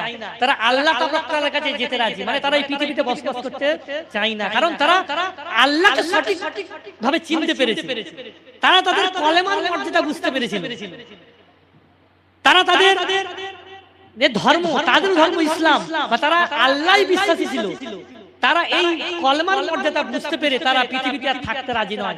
কিন্তু আমরা আজকে পৃথিবীর মোহে পড়ে, কিন্তু পৃথিবীর ভালোবাসায় পড়ে, মহব্বতে পড়ে পৃথিবীর পিছনে ছুটছি, দুনিয়ার পিছনে ছুটছি। তারা কিন্তু আল্লাহকে এত ভালোবেসেছে, আল্লাহর ভালোবাসায় তারা কিন্তু ওই জাহিলি সমাজ থেকে তারা পলায়ন করেছে। তারা আল্লাহ তাআলাকে সন্তুষ্ট করার জন্য তারা ওই সমাজকে ছেড়ে দিয়েছে। আজকে বর্তমান যুগে আমাদের সমাজে যে এত দুর্নীতি বা অত্যাচার অনাচার হচ্ছে, আমরা তবু কিন্তু এখানে আছি। যারা প্রকৃতপক্ষে মুমিন হবে তারা খারাপ সমাজে থাকতে চাইবে না, তারা কিন্তু একটা ভালো সমাজ চাইবে যেখানে সে নিরালায় আল্লাহ তাআলার ইবাদত উপাসনা করতে পারে। সেই জন্য এই গুহাবাসী 7 জন যুবক যাদের অন্তর নাড়া দিয়েছিল, তারা ওই সমাজ ছেড়ে তারা গুহার মধ্যে আশ্রয় নিয়েছিল। সেই জন্য তাদেরকেও আল্লাহ তাআলা সাহায্য করেছেন। যে আল্লাহর হয়ে যায়, আল্লাহও কিন্তু তার হয়ে যায়। তাহলে যখন তারা আল্লাহর জন্য কুরবানি করছে, তারা নিজেদের স্ত্রীদেরকে, নিজেদের পিতামাতাকে ছেড়ে দিয়েছে, তখন আল্লাহ তাআলাও তাদেরকে সাহায্য করলেন। কিভাবে? তাদেরকে ঘুমের মধ্যে 309 বছর পার করে দিলেন এবং সূর্যের তাপ যাতে তাদেরকে না লাগে সেই ব্যবস্থা আল্লাহ তাআলা করলেন, যে সূর্যকে অপোজিট থেকে ঘুরিয়ে দিতেন, আল্লাহরই সাহায্য। তারপরে তারা এই পৃথিবীতে আর থাকতে নারাজ। এই ঘটনাটা মক্কাবাসীরা প্রথম প্রশ্ন করেছিলেন, তাই তো? মক্কাবাসীদের প্রথম প্রশ্ন ছিল এটা, যে গুহাবাসীদের ঘটনা বৃত্তান্ত। তো এই ঘটনা বৃত্তান্ত মক্কাবাসীদেরকে আল্লাহর রাসূল কি করলেন? শোনালেন। এবং আরেকটা যেটা, সেটা হলো যুলকারনাইন। এই ঘটনার মধ্যে এই সূরা কাহফের মধ্যে বৃত্তান্ত আলোচনা করা হয়েছে। যুলকারনাইন কে? যুলকারনাইন হচ্ছে একজন বাদশা। সে পৃথিবীতে রাজত্ব করত, পূর্ব দিক থেকে পশ্চিম প্রান্ত পর্যন্ত সে সফর করত। মানুষের কি প্রবলেম হতো এগুলো দেখতো ঘুরে ঘুরে। তো এক পৃথিবীর এক প্রান্তে এক শ্রেণীর বা এক সম্প্রদায়ের লোকেরা তারা ওই যুলকারনাইন বাদশাকে আবদার করলেন যে আমাদের সমাজে একটা প্রাণী আছে ইয়াজুজ মাজুজ। আমরা জানি পৃথিবীর পূর্বে পূর্বে ইয়াজুজ মাজুজ একটা প্রাণী বার হবে। কিয়ামতের লক্ষণীয় একটা জিনিস হলো ইয়াজুজ মাজুজ। ইয়াজুজ মাজুজ পৃথিবীতে আসবে, সমস্ত কিছু ধ্বংস করে ফেলবে, এটা হাদিসের মধ্যে আছে। এই ইয়াজুজ মাজুজ তাদেরকে জ্বালাতন করত। সেই জন্য ইয়াজুজ মাজুজের জ্বালাতন থেকে নিস্তার পাওয়ার জন্য ওই লোকেরা যুলকারনাইন বাদশাকে বলেছিলেন যে যুলকারনাইন বাদশা, আপনি এই ইয়াজুজ মাজুজের হাত থেকে রক্ষা করার জন্য এই ইয়াজুজ মাজুজ প্রাণী যেখানে থাকে, এখানে আপনি আমাদের মাঝে আর তাদের মাঝে একটা প্রাচীর গড়ে দিন। তো ইয়াজুজ মাজুজ তাদের হাত থেকে রক্ষা পাওয়ার জন্য ওই যুলকারনাইন বাদশা তিনি ওই সম্প্রদায়ের বা ইয়াজুজ মাজুজ সম্প্রদায়ের মাঝে মাঝে একটা প্রাচীর গড়ে দিলেন। প্রাচীরটি প্রায় সীসা কাঁচ দিয়ে গড়েছিলেন, অনেক সম্পদ ব্যয় করে, অনেক টাকা পয়সা খরচ করে একটা প্রাচীর দিয়েছিল। ওই প্রাচীরের উপরে ইয়াজুজ মাজুজ এখনো পর্যন্ত আছে। তারা কিয়ামতের পূর্বে পূর্বে ওই প্রাচীর ভেঙে বার হবে এবং এই পৃথিবীর মধ্যে এসে তারা সমস্ত পাহাড় পর্বত নদী নালা এগুলো সব লন্ডভন্ড করে দিবে। এটা হাদিসের মধ্যে আছে। এটা কিয়ামতের আগে আগে এই ইয়াজুজ মাজুজ প্রাণী বা সম্প্রদায় এটা বার হবে। তো এই বৃত্তান্ত তাদেরকে শোনালেন। আল্লাহ রাসূল এবং রূহ সম্পর্কে 3 নম্বর প্রশ্ন কি করেছিল রূহ সম্পর্কে ইয়াসআলুনাকা আনির রূহ রূহ কি জিনিস রূহ রূহ মানে কি আত্মা এই যে আমরা মানুষ জীবিত আছি শুধুমাত্র রূহের কারণে যেটাকে আমরা আত্মা বলে আমাদের কাছে পরিচিত এই রূহটা মানুষের শরীর থেকে বার হয়ে গেলেই তার নাম হয়ে যায় লাশ বডি লাশ বডি এটা আমরা যেটাকে বলি রূহটা হচ্ছে আল্লাহর একটা হুকুম কুলির রূহু মিন আমরি রাব্বি যে আল্লাহ তাআলার একটা নির্দেশ রূহ যখন মানুষের শরীর থেকে চলে যাবে তখন মানুষটা মৃত্যু বলে ঘোষণা করা হবে তাহলে এই সম্পর্কে তিনটি সম্পর্কে মক্কাবাসীরা তারা কি করেছিল জিজ্ঞাসা করেছিল কিন্তু এই তিনটি প্রশ্নের উত্তর দেওয়ার পরেও কি তারা ঈমান এনেছিল ঈমান আনেনি কারণ তাদের মধ্যে একটা অহংকার ছিল আমরা জানি মুহাম্মদ সাল্লাল্লাহু আলাইহি ওয়াসাল্লাম তিনাকে মক্কাবাসীরা বলেছিল যে চাঁদকে দ্বিখণ্ড করার জন্য তাই নয় আবু জেহেলটা বলেছিল না যে মুহাম্মদ তুমি যদি সত্য নবী হয়ে থাকো তাহলে চাঁদকে দ্বিখণ্ড করে দেখাও দুটুকরো করে দেখাও আল্লাহ রাসূল চাঁদকে দ্বিখণ্ড করেছিল তো নাকি দ্বিখণ্ড করার পরেও কিন্তু তারপরে ঈমান এনেছিল ঈমান আনেনি তখন আল্লাহ রাসূলকে জাদুকর বলা হয়েছিল যে আল্লাহ রাসূল মুহাম্মদ জাদুকর চাঁদকে কিভাবে দ্বিখণ্ড করবে চাঁদকে দ্বিখণ্ড করেছিল এটা আমরা বিশ্বাস করি তো নাকি এটা তো হাদিস ইয়াজুজ মাজুজ পৃথিবীর ধ্বংস হওয়ার পূর্বে কিয়ামতের আগে আগে ইয়াজুজ মাজুজ বার হবে এটা আমরা বিশ্বাস করি তো প্রাণী একটা মাটি থেকে প্রাণী বার হবে সেটা মানুষের সঙ্গে কথা বলবে হাদিসের মধ্যে এসেছে আমরা হয়তো অনেকে বিশ্বাস করি না তাই নয় আমরা বর্তমান যুগে এখন এই সভ্য সমাজ সায়েন্সে বিশ্বাসী সায়েন্স বিজ্ঞান যা বলবে তাই বিজ্ঞান কি এখনো পর্যন্ত এই সমাধান দিতে পেরেছে জান্নাত জাহান্নাম পেরেছে পারেনি কয়েকদিন আগে একটা নিউজে দেখছিলাম যে কিছু বৈজ্ঞানিক সম্ভবত নাসা জানি তো আমেরিকার নাসা সংস্থা আমাদের যেমন ইসরো আছে ভারতে তো আমেরিকার নাসা সংস্থা তারা জানিয়েছে যে তারা গবেষণা করে দেখছে সূর্যের বিষয় সূর্য কিছুদিন পরে হাদিসের মধ্যে তো আছে যে কিয়ামতের লক্ষণীয় একটা বিষয় হলো সূর্য এখন পূর্ব দিক থেকে ওঠে তাই তো পশ্চিমে অস্ত যায় কিন্তু কিয়ামতের পূর্বে সূর্য কোন দিক থেকে উদয় হবে পশ্চিম দিক থেকে আমরা এটা এরকম বিশ্বাস করি যে হতেও পারে নাও পারে এই তো এরকম নাকি এটা বিশ্বাস রাখতে হবে কারণ এটা হাদিস বিজ্ঞান তো অনেক কিছুই প্রমাণ করতে পারে না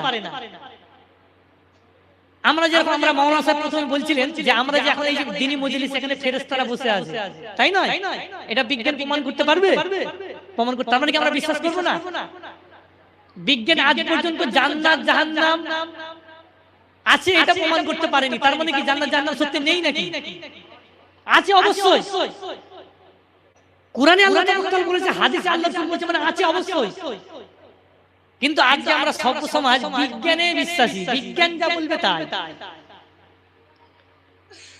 আবহাওয়া দপ্তর আমাদের আমরা ফোনে আজকে দেখতে পাই না যে কালকে বৃষ্টি হতে পারে তাই তো এসএমএস দেয় এই যে কয়েকদিন আগে ঝড় বৃষ্টি হলো রমজান মাসে ফোনে এসএমএস দিচ্ছে যে হুগলি নদিয়া হাওড়া এখানে প্রচুর পরিমাণে ঝড় বৃষ্টির আশঙ্কা আছে সেখানে আমরা প্রায় বিশ্বাস করে নিই সতর্ক হয়ে যাই তো নাকি এরকম নিউজে বলে যে সামনে ঘরের টালির চাল থাকলে গাছ থাকলে গাছ কেটে নাও দুর্ঘটনা হতে পারে আমরা এগুলোতে বিশ্বাস করি খুবই কারণ এই সভ্য সমাজ হচ্ছে বিজ্ঞানে বিশ্বাসী তাহলে এই যে ইয়াজুজ মাজুজ বার হবে মাটি থেকে একটা প্রাণী বার হবে সে মানুষের সঙ্গে কথা বলবে এগুলো আমরা এখন বিশ্বাস করছি না কিন্তু এখন যদি বিজ্ঞান প্রমাণ করে দেয় তাহলে আমরা বিশ্বাস করব একবারে হ্যাঁ নিউজে দেখছিলাম যে বৈজ্ঞানিকরা তারা গবেষণা করে দেখছে মহাকাশ গবেষণা করে দেখছে যে মহাকাশে একটা আওয়াজ পেয়েছিল আমরা অনেকেই শুনেছি হয়তো নিউজটা মহাকাশে ফেরেশতাদের আওয়াজ শুনতে পেয়েছি নাসা বৈজ্ঞানিকরা যে কিরকম একটা আওয়াজ হচ্ছে আওয়াজটা কেমন একটা ভয়ঙ্কর আর হাদিসের মধ্যে আছে যে কত কত শত শত লক্ষ লক্ষ ফেরেশতা আকাশে আসমানের উপরে বাইতুল মামুর বলে একটা জায়গা আছে। বাইতুল মামুর হলো সেখানে একটা জায়গা, সেখানে লক্ষ লক্ষ ফেরেশতা তাওয়াফ করে। যেরকম হাজী সাহেবরা মক্কায় যে কাবা শরীফ আছে, যারা হজ করতে যায় তাওয়াফ করে তো নাকি, লাব্বাইক আল্লাহুম্মা লাব্বাইক এটা বলে তাওয়াফ করে তো হাজী সাহেবরা। তো ওপরে আসমানের উপরে একটা বাইতুল মামুর বলে একটা জায়গা আছে, সেখানে একসঙ্গে লক্ষাধিক ফেরেশতা তাওয়াফ করতে থাকে। আর যেই ফেরেশতা একবার চান্স পাবে তাওয়াফ করার, সেই ফেরেশতা দ্বিতীয়বার আর চান্স পাবে না তাওয়াফ করার। ব্যাপারটা বোঝা যাচ্ছে? বোঝাচ্ছে ব্যাপারটা? লক্ষ লক্ষ ফেরেশতা তাওয়াফ করে ওই বাইতুল মামুরে, আর যেই ফেরেশতা একবার চান্স পেয়ে যায় তাওয়াফ করার, সেই ফেরেশতা দ্বিতীয়বার আর চান্স পায় না। তাহলে কত কত ফেরেশতা আছে চিন্তা করেন। আমাদের থেকে অদৃশ্য, আমরা যেরকম জিন, জিন জাতি আছে তো, হয়তো এখন বসে আছে বা সমাজে আমাদের সঙ্গে বসবাস করে, আমরা দেখতে পাই, তারা অদৃশ্য জাতি। তাহলে জিনকে আমরা বিশ্বাস করি না? করি না। যখন কোন মানুষকে ভূত ধরে, আমরা ভূত বলে প্রচলিত করি, ভূত বলে তো কোনো জিনিস নেই, জিন আছে। পৃথিবীতে আল্লাহ তাআলা দুটি সম্প্রদায় দিয়েছে, একটা হচ্ছে মানব জাতি মানে আমরা মানুষ, আর একটা হচ্ছে কি জিন জাতি। জিন জাতি আমাদের চোখের অদৃশ্য। তাহলে আমরা কি বিশ্বাস করি না? বিশ্বাস করি, কারণ কোরআনে আছে আপনাকে বিশ্বাস করতে বাধ্য আপনি। তাহলে বলার উদ্দেশ্য হলো কোরআনে যা কিছু আল্লাহ তাআলা আগে থেকে সতর্ক করেছে, আমরা সেই সতর্ক হয়নি। কিন্তু বিজ্ঞান বা আবহাওয়া দপ্তর যখন ফোনে এসএমএস করে আপনার ঘরের সামনে যদি কোনো গাছপালা থাকে আপনি কেটে দিন, সতর্ক থাকুন, তখন আমরা কিন্তু সতর্ক হয়ে যাই। তাহলে আল্লাহ তাআলা জান্নাত জাহান্নামের কথা স্মরণ করেছেন, স্মরণ করে দিয়েছেন। এই সূরার মধ্যে আল্লাহ তাআলা বলছেন যে আলহামদুলিল্লাহিল্লাযী আনজালা আলা আবদিহিল কিতাব, যে প্রশংসা সেই রব্বুল আলামিনের জন্য যিনি আপনার বান্দা অর্থাৎ মুহাম্মদ সাল্লাল্লাহু আলাইহি ওয়াসাল্লামের প্রতি এই কোরআনকে অবতীর্ণ করেছেন। ওয়ালাম ইয়াজআল লাহু ইওয়াজা, এবং এই কিতাবের মধ্যে কোনো জড়তা রাখেননি। কিতাবের মধ্যে আল্লাহ তাআলা স্পষ্ট করেছেন, কেন? লিইউনজিরা বাসান শাদীদাম মিন লাদুনহু ওয়া ইউবাশশিরাল মুমিনিন, কঠিন আযাব থেকে মানুষকে সতর্ক করার জন্য আল্লাহ তাআলা এই কোরআনকে অবতীর্ণ করেছেন। তাহলে ফোনে এসএমএস আছে মানুষকে সতর্ক করার জন্য দুনিয়াবি, আর আল্লাহ তাআলা এই সূরা কাহাফের শুরুতে বলছেন যে আমি মুহাম্মদ সাল্লাল্লাহু আলাইহি ওয়াসাল্লামের উপরে এই কোরআনকে অবতীর্ণ করেছি এই জন্য যাতে কিয়ামতের যে ভয়ঙ্কর শাস্তি আছে সেই শাস্তি থেকে আমি তোমাদেরকে ভয় দেখানোর জন্য, সতর্ক করার জন্য আমি আপনাদের কাছে আয়াত অবতীর্ণ করেছি, আল্লাহ তাআলা বলছেন। তাহলে আমরা আল্লাহর কথাতে অত বিশ্বাসী নয়, কিন্তু বিজ্ঞানে আমরা খুবই বিশ্বাসী। আমার বলার উদ্দেশ্য হলো যে বিজ্ঞান আজকে উন্নত হচ্ছে আস্তে আস্তে, ঠিক আছে, সেটা বিজ্ঞানের কথা আপনি মানতে পারেন, কিন্তু কোরআনের বিপক্ষে গিয়ে নয়, তাই নয়? কোরআন তো অনেক কিছু প্রমাণ করতে পারে, বিজ্ঞান তো অনেক কিছু প্রমাণ করতে পারে না বা পারছে না। তার মানে এটা নয় যে আমি এইসব কিছু বিশ্বাস করব না। বিজ্ঞান যত উন্নত হবে তত আমাদের ইসলাম ধর্ম প্রচার হবে। কারণ আমাদের ইসলাম ধর্মে আমরা জানি এই খাড়ু ঘাটের নিচে এই যে গাঁট আছে, গাঁটের নিচে প্যান্ট শার্ট বা লুঙ্গি পরিধান করা জায়েজ নেই বা পরা চলে না, জানি তো নাকি? তাই তো আল্লাহ রাসূল একটা হাদিসের মধ্যে বলছেন যে লা ইয়ানজুরুল্লাহু ইয়াউমাল কিয়ামাতি, যে আল্লাহ তাআলা কিয়ামতের ময়দানে সেই ব্যক্তির দিকে রহমতের দৃষ্টিপাত করবেন না। রহমতের দৃষ্টি মানে আল্লাহ তাআলা সেই ব্যক্তিকে ভালো চোখে দেখবেন না, রহমতের দৃষ্টিতে দেখবেন না। কার দিকে? ইলা মান জাররা সাওবাহু খুয়ালা, যে নিজের প্যান্ট যুবক ছেলেরা অনেক দেখি লুঙ্গিকে এমন ভাবে পরে ঝাড়ু দিয়ে যায় রাস্তা, গাঁটের নিচে ঝুলছে, ময়লা হচ্ছে লুঙ্গি, প্যান্ট গুলো গাঁটের নিচে পড়ে যাচ্ছে, লুঙ্গি এমন ভাবে পরিধান করে রাস্তা ঝাড়ু দিতে যায়। তাহলে এই আল্লাহ রাসূল এই হাদিসটা বলছেন যে আল্লাহ তাআলা কিয়ামতের ময়দানে সেই ব্যক্তির দিকে রহমতের দৃষ্টিপাত করবেন না যেই ব্যক্তি নিজের প্যান্টকে বা চাদর পায়জামা প্যান্টকে নিজের গাঁটের নিচে পরিধান করে। তাহলে এটা একটা হাদিস তো, যেই ব্যক্তি গাঁটের নিচে লুঙ্গি বা প্যান্ট পরে সেটা একটা অহংকারের আলামত। দেখবেন যেই ব্যক্তিগুলো ওই লুঙ্গি ঝাড়ু দিয়ে যায় তাদের মধ্যে অহংকার আছে। আর অহংকার মানুষকে ধ্বংস করে। তো যাই হোক, এই হাদিসটা রিসার্চ করে করে বৈজ্ঞানিকরা কি বলছে জানেন? বিজ্ঞান এখন বর্তমানে বলছে হাদিস তো আল্লাহ রাসূল কত বছর আগে বলেছে। হাদিস আল্লাহ রাসূল কত বছর আগে বলেছে? প্রায় 1400 বা 1500 বছর হয়ে গেছে। আর বিজ্ঞান এখন এসে প্রমাণ করছে কি, যে যেই ব্যক্তি গাঁটের নিচে পোশাক পরিধান করবে তার এই গাঁটে, এই যে একটা গাঁট আছে, এই গাঁটে একটা হরমোন থাকে, এনজাইম নামক একটা হরমোন। বিজ্ঞান বলছে, মেডিকেল সায়েন্স বলছে যে এই গাঁটের মধ্যে একটা এনজাইম নামক একটা হরমোন থাকে। আর হরমোনটার ক্ষতি হয় কখন, ক্ষয় হয় কখন? যখন কোনো ব্যক্তি গাঁটের নিচে লুঙ্গি বা প্যান্ট পরে, তখন তার সূর্যের তাপ তখন ওই গাঁটেতে পড়ে না, যার ফলে আস্তে আস্তে এনজাইম নামক হরমোন ক্ষয় হতে শুরু করে। আর যখন ক্ষয় হতে শুরু করে তখন শরীরের 12টা বাজে। এটা বিজ্ঞান বলছে, আমি বলছি না। এটা আল্লাহর রাসূল হাদিস বলেছে 1400 বছর পূর্বে, কিন্তু বিজ্ঞান এসে এখন প্রমাণ করছে। তাহলে ইসলাম তত যখন আরো মানুষের কাছে প্রচার হবে, যখন বিজ্ঞান আরো উন্নত হবে, তাহলে বিজ্ঞানের এইগুলো ব্যর্থতা। জান্নাত জাহান্নাম প্রমাণিত করতে পারে না, এটা বিজ্ঞানের ব্যর্থতা, এটা ইসলামের ব্যর্থতা নয়। ইসলাম 1500 বছর পূর্বে সমস্ত কিছু বলে দিয়ে চলে গেছে, তাই নয়? তাহলে আমি যুবকদেরকে একটা আহ্বান করব, আমরা অনেকেই দেখতে পাই, অনেক ব্যক্তিদেরকে দেখতে পাই যে গাঁটের নিচে পোশাক পরিধান করে। তাহলে গাঁটের নিচে পোশাক পরিধান করতে সর্বপ্রথম আল্লাহ রাসূল নিষেধ করেছে। বিজ্ঞান তো বলছে পরের কথা, আর আল্লাহ রাসূল বলছেন তো বিজ্ঞান সম্মত, তাই নয়? আল্লাহ রাসূল বিজ্ঞান সম্মত কথা বলেছেন হাদিসগুলোতে। এই যে করোনা ভাইরাস যখন ছিল, তখন দেখবেন বড় বড় ডাক্তাররা মাথায় মাস্ক পরেছিল। দেখবেন ডাক্তাররা এমনিও পরে, মাথায় কেন মাস্ক পরে জানেন?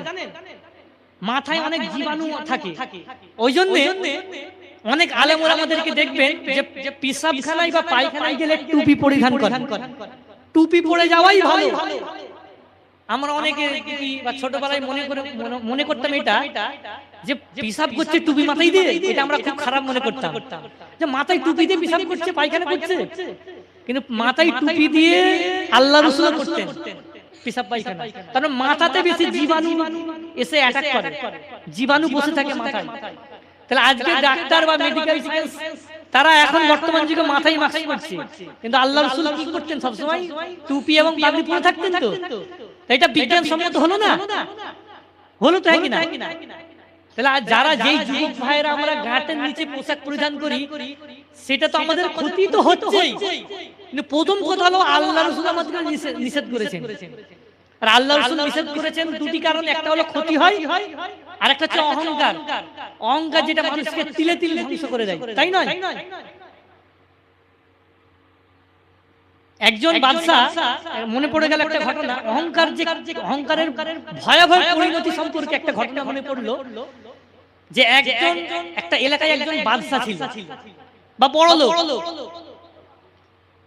যাদের অনেক জমি থাকে, তাকে কি বলে? জমিদার। ওই পাড়ায় একটা জমিদার ছিল।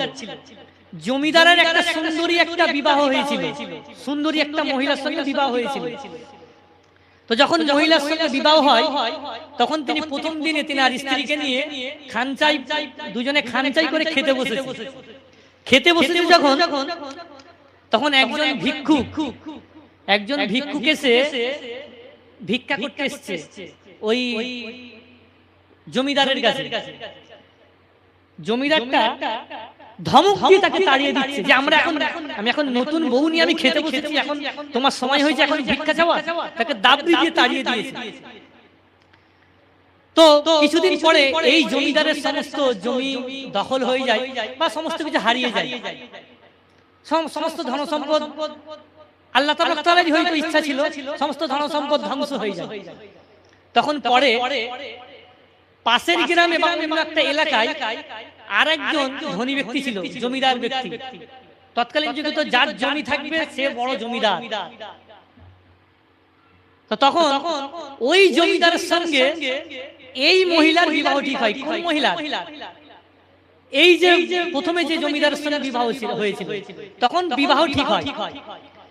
তো ঠিক একই ভাবে ওই জমিদার প্রথম স্ত্রী নিয়ে ওই একই স্ত্রী নিয়ে খেতে বসে যখন আর একটা ভিক্ষুক এসে বলছে আমাকে ভিক্ষা দাও, তখন এই স্ত্রীটা গিয়ে ভিক্ষা দিতে যাবে কি সেখানে বেহুশ হয়ে পড়ে গেছে। বেহুশ হয়ে যখন পড়ে গেছে তখন এই জমিদার গিয়ে দেখছে যে কি ব্যাপার, আমার স্ত্রী তো অনেকক্ষণ আগে গেছে, এখনো আসছে না কেন? তখন গিয়ে দেখছে যে আমার ওয়াইফ স্ত্রী বেহুশ হয়ে পড়ে গেছে। তখন তার চোখে মুখে পানির ছিটা দিল, তার হুঁশ ফিরে এলো। তখন তার স্ত্রীকে জিজ্ঞাসা করছেন যে কি ব্যাপার, তুমি ওই ভিক্ষুককে যখন ভিক্ষা দিতে গিয়েছিলে তখন বেহুশ হয়ে গেলে, কি ব্যাপার? তখন সে বলছে আল্লাহর কসম করে বলছি, খোদার কসম করে বলছি, আমি যাকে ভিক্ষা দিতে গিয়েছিলাম এটা হলো আমার প্রথম স্বামী। তখন সেই জমিদার ব্যক্তি তার স্বামী বলছে তুমি কসম করে বলছো তোমার প্রথম স্বামী, আর আমিও আল্লাহর কসম করে বলছি তুমি যখন প্রথম যেই ভিক্ষুককে তাড়িয়ে দিয়েছিলে, তোমার স্বামী যখন তাড়িয়ে দিয়েছিল, সেই ভিক্ষুকটা ছিল আমি। বুঝতে পারছেন? তার স্ত্রী বলছে কসম করে যে আমি আল্লাহর কসম করে বলছি, আমি এই জন্য বেহুশ হয়ে পড়ে গেছি, এই যে ভিক্ষুকটা এই আমার প্রথমকার স্বামী ছিল যাকে তুমি তাড়িয়ে দিয়েছিলে। তখন সেই ব্যক্তি বলছে আল্লাহর কসম করে বলছি ওই প্রথম স্বামীটা আমি ছিলাম। তাহলে এখানে বলার উদ্দেশ্য হলো এটা যে প্রথম একজন জমিদার ছিল, তার অহংকারের কারণে সে তার ভিক্ষুককে অসম্মান করার কারণে, ধমক দেওয়ার কারণে আল্লাহ তাআলা তার কাছ থেকে সমস্ত টাকা পয়সা ধন সম্পদ কেড়ে নেয়। এবং যাকে ধমক দেওয়া হয়েছিল, যাকে ওরকম অহংকার দেখানো হয়েছিল, সেই ব্যক্তি আজকে জমিদার হয়ে গেছে। তাহলে আল্লাহ কখন কি পরিবর্তন করতে পারে ক্ষমতা আছে। দেখুন, একজন ব্যক্তির কিছুই ছিল না, ভিক্ষুক ছিল, তাকে আল্লাহ তাআলা তাকে রাজত্ব ফিরে দিলেন তার। আর যেই ব্যক্তি জমিদার ব্যক্তি ছিল সে আজকে সব হারালো শুধুমাত্র অহংকারের কারণে। তাই বলার উদ্দেশ্য হলো যেই ব্যক্তির মধ্যে আমাদের অহংকার আছে, আল্লাহ রাসূল সাল্লাল্লাহু আলাইহি ওয়াসাল্লাম একটা হাদিসের মধ্যে বলছেন যে লা ইয়াদখুলুল জান্নাতা, সেই ব্যক্তি জান্নাতে প্রবেশ করবে না, মান কানা ফি কলবিহি মিসকালু যাররাতিন মিন কিবরিন, যেই ব্যক্তির অন্তরে অণু পরিমাণ অহংকার থাকবে। তখন একজন সাহাবা আল্লাহ রাসূলকে জিজ্ঞাসা করলেন ইয়া রাসূলুল্লাহ, একজন ব্যক্তি তো চায় যে ভালো জুতো পরবে, একজন ব্যক্তি তো চায় যে আমি ভালো পোশাক পরি, তাহলে ভালো পোশাক পরা, ভালো জুতো পরা এটা কি অহংকারের মধ্যে পড়বে? তখন আল্লাহ রাসূল বলছেন ইন্নাল্লাহ তাআলা জামিলুন, আল্লাহ তাআলা বড় সৌন্দর্য এবং আল্লাহ তাআলা সৌন্দর্যকে পছন্দ করেন। তখন আল্লাহ রাসূল বলছেন অহংকার ভালো জুতো পরা বা ভালো পোশাক পরিধান করা অহংকার নয়, বরং অহংকার হলো হককে হক না মানতে পারা। হককে হক না মানা এটা হচ্ছে অহংকার। আর একটা আল্লাহ রাসূল বললেন দ্বিতীয় অহংকারের পরিচয় হচ্ছে অহংকারীর মানুষকে হেয় প্রতিপন্ন করা। একজন মানুষকে হেয় প্রতিপন্ন করা, তাকে ছোট করা, মানুষের সামনে অপমান করা, এটা হচ্ছে একটা অহংকারের আলামত। তাই আমাদেরকে সর্বপ্রথম অহংকারী থেকে আমাদেরকে বেঁচে থাকতে হবে। অহংকার যা মানুষকে একদম ধ্বংস করে দেয়, যা অহংকারের পরিণতি খুবই ভয়ঙ্কর। যেটা আমি একটা ঘটনা বললাম, যেটা যে আল্লাহ তাআলা একজন ভিক্ষুককে জমিদার বানিয়ে দিলেন, আর একজন জমিদারকে তার অহংকারের কারণে তাকে ভিক্ষুক বানিয়ে দিলেন। আল্লাহ তাআলা সবকিছুই পারেন। তো এই সূরা কাহাফ থেকে যে শিক্ষাগুলো পাওয়া যায়, প্রথম শিক্ষা হচ্ছে যে এই শেষ জামানায় মানুষেরা গডলেস হয়ে যাবে। গডলেস বলতে মানুষ আল্লাহ তাআলার ইবাদত বাদ দিয়ে মানুষ অন্য কারোর ইবাদতে লিপ্ত হবে, মানুষ নাস্তিক হয়ে যাবে। আমরা যদি আজকে বর্তমান যুগে বাস্তবতার সঙ্গে যদি মিলাই, বর্তমান যুগের নাস্তিকতার হার খুবই, বড় বড় জ্ঞানী ব্যক্তি তারা আজকে নাস্তিক হয়ে যাচ্ছে। আমরা একজন ইউটিউবার ধুবরাটিকে চিনি, তো কে চিনি? একজন হাত তুলে দেখি ধুবরাটিকে। ধুবরাটি একজন ইউটিউবার বড়, সে ভালো ভালো আমাদের ভারতের সরকারের বিরুদ্ধে অনেক কথা বলেছে। তার ভিডিও দেখতে খুবই ভালো লাগে, আমি পছন্দ করি। প্রুফ সহ সমস্ত ডিটেইলস বলে। কিন্তু গডলেস, সে একজন নাস্তিক। বর্তমানে যে নাস্তিকের হার বেড়ে যাচ্ছে, তাহলে বর্তমান যুগে আস্তে আস্তে কিয়ামতের পূর্বে পৃথিবীটা বলতে মানুষ আল্লাহর বিশ্বাসী থেকে মানুষ সরে আসবে, নাস্তিকতার হার বেড়ে যাবে। এবং এই সূরা থেকে, সূরা কাহাফ থেকে কিছু শিক্ষা পাওয়া যায়, সেটা হলো শেষ জামানাতে অনেক হিজরত করতে হবে। যেমন ওই প্রবাসী 7 জন বা 8 জন বা 9 জন যুবক আল্লাহ তাআলাকে সন্তুষ্ট করার জন্য তাদের ওই অসভ্য সমাজ থেকে বার হয়ে তারা গুহার মধ্যে আশ্রয় নিয়েছিল, তারা হিজরত করেছিল। শেষ জামানার কিছু মানুষকে আল্লাহ তাআলার হিজরত করতে হবে। আমরা যে বর্তমান পরিস্থিতিকে একবার ভালো করি, যে আমাদের এসআইএম নামে কেমন দুর্নীতি হচ্ছে আমরা জানি। প্রথমে এসআইআর হলো, তারপর কিছু মানুষের হেয়ারিং অ্যাক্ট করলো, তাই তো? হেয়ারিং অ্যাক্ট করার পরে কিছু মানুষের তার পরবর্তীতে আন্ডার অ্যাডজুডিকেশনে নাম এলো, কালো স্ট্যাম্প। তারপরে আবার কিছু মানুষের নাম ডিলিট করে দেওয়া হলো। আমাদের বুঝে তো আমরা খবর পেয়েছি 202 জনের প্রায় নাম ডিলিট হয়ে গেছে। এইগুলো একটা বড় এবং একটা চক্রান্ত আছে। তাহলে শেষ জামানায় পরের বক্তা চলে এসেছে, বেশি আলোচনার বিলম্ব করবো না। তো যাই হোক, শেষ জামানাটা হবে গডলেস, আল্লাহ বিশ্বাসী থেকে উঠে যাবে মানুষ, নাস্তিক হয়ে যাবে মানুষ, দলে দলে নাস্তিক হবে। এবং শেষ জামানায় হতে পারে মানুষকে এক জায়গা থেকে অন্য জায়গায় হিজরত করতে হতে পারে, আল্লাহই ভালো জানে। এবং শেষ জামানায় পুরো মুসলিম জাতি আমরা একটা ইসলাম ধর্ম পুরো সেকট থেকে মুছা যাবে না, সেকট থেকে কাটা যাবে না। ইসলাম ধর্ম এমন একটি 2-4 জন থাকবে ইসলামকে মানেওয়ালা, তার থেকে আবার সেকট বেড়ে বেড়ে বেড়ে আবার ইসলামের অনুসারী আবার পৃথিবীতে ভর্তি হয়ে যাবে। আজ পর্যন্ত ইসলামকে কোনো সত্যি কোনো অপশক্তি ইসলামকে সারা জীবনের মতো মুছে দিতে পারেনি। আমরা জানি ফেরাউন ছিল হযরত মুসা আলাইহিস সালাম জামানায় ইসলামকে মুছে দেওয়ার জন্য, মুসলিমদেরকে শেষ করে দেওয়ার জন্য, কিন্তু তারা পেরেছে কি? ওই যে 12টা রাস্তা হইতো, সেখান থেকে আবার ইসলাম আজ পর্যন্ত মুসলিম অনুসারী আমরা আছি। সারা ভারতবর্ষে, সারা পৃথিবীতে ইসলামের কত কোটি কোটি অনুসারী আছে। তাহলে পুরো পৃথিবীতে ইসলাম ধর্মকে গোড়া থেকে জন্ম থেকে মুছে দেওয়া যাবে না। আর শেষ জামানায় কিছু যুবক ইমানদার থাকবে, এই সূরা থেকে এই শিক্ষাগুলো পাওয়া যায়। আর আমি যুবকদেরকে আহ্বান করব, যুবকরা ইসলামের সাথে আসে। কারণ আমরা জানি শেষ জামানায় অনেক বড় বড় ঘটনা ঘটবে, মাহদী আসবে, মুসা আলাইহিস সালাম আসবে, তার সঙ্গে যুবকরা ইমামে মাহদী ওই দলে। আমি চাইবো ইসলামের যদি ইসলামের খেদমত করতে পারে, সেটা হলো যুবক শ্রেণীর মানুষ পাবে। তাই যুবকদেরকে আহ্বান করবো যে রমজান মাস শেষ হয়ে গেছে বলে আর মসজিদের দিকে পাত্তা পাওয়া যাবে না, এরকমটা নয়। আমাদেরকে সারা বছর আমাদেরকে নামাজ পড়তে হবে, ইসলামের প্রতি আমাদেরকে সারা বছর আমল থাকতে হবে। আল্লাহ তাআলা আমাদের সকলকে পদভ্রষ্টতা থেকে হেফাজত করুন। এবং আমরা দেখতে পাচ্ছি পৃথিবীতে বর্তমানে মুসলিমরাও নাস্তিকতা প্রচার করছে, যেটা বাংলাদেশের নিউজ দেখলে আপনারা বুঝতে পারবেন। বাংলাদেশের বড় বড় আলেমরা পর্যন্ত খবর নিয়ে দেখা যায় তারা নাস্তিক হয়ে যাচ্ছে। তো আল্লাহ তাআলা আমাদেরকে নাস্তিকতা থেকে হেফাজত করুন, আমরা যেন আল্লাহর বিশ্বাসী হতে পারি। আল্লাহ তাআলা সেই তৌফিক দান করুন এবং আমরা এই ইসলামের পথে যেন আমরা শক্তভাবে অটল থাকতে পারি। আল্লাহ তাআলা সেই তৌফিক দান করুন।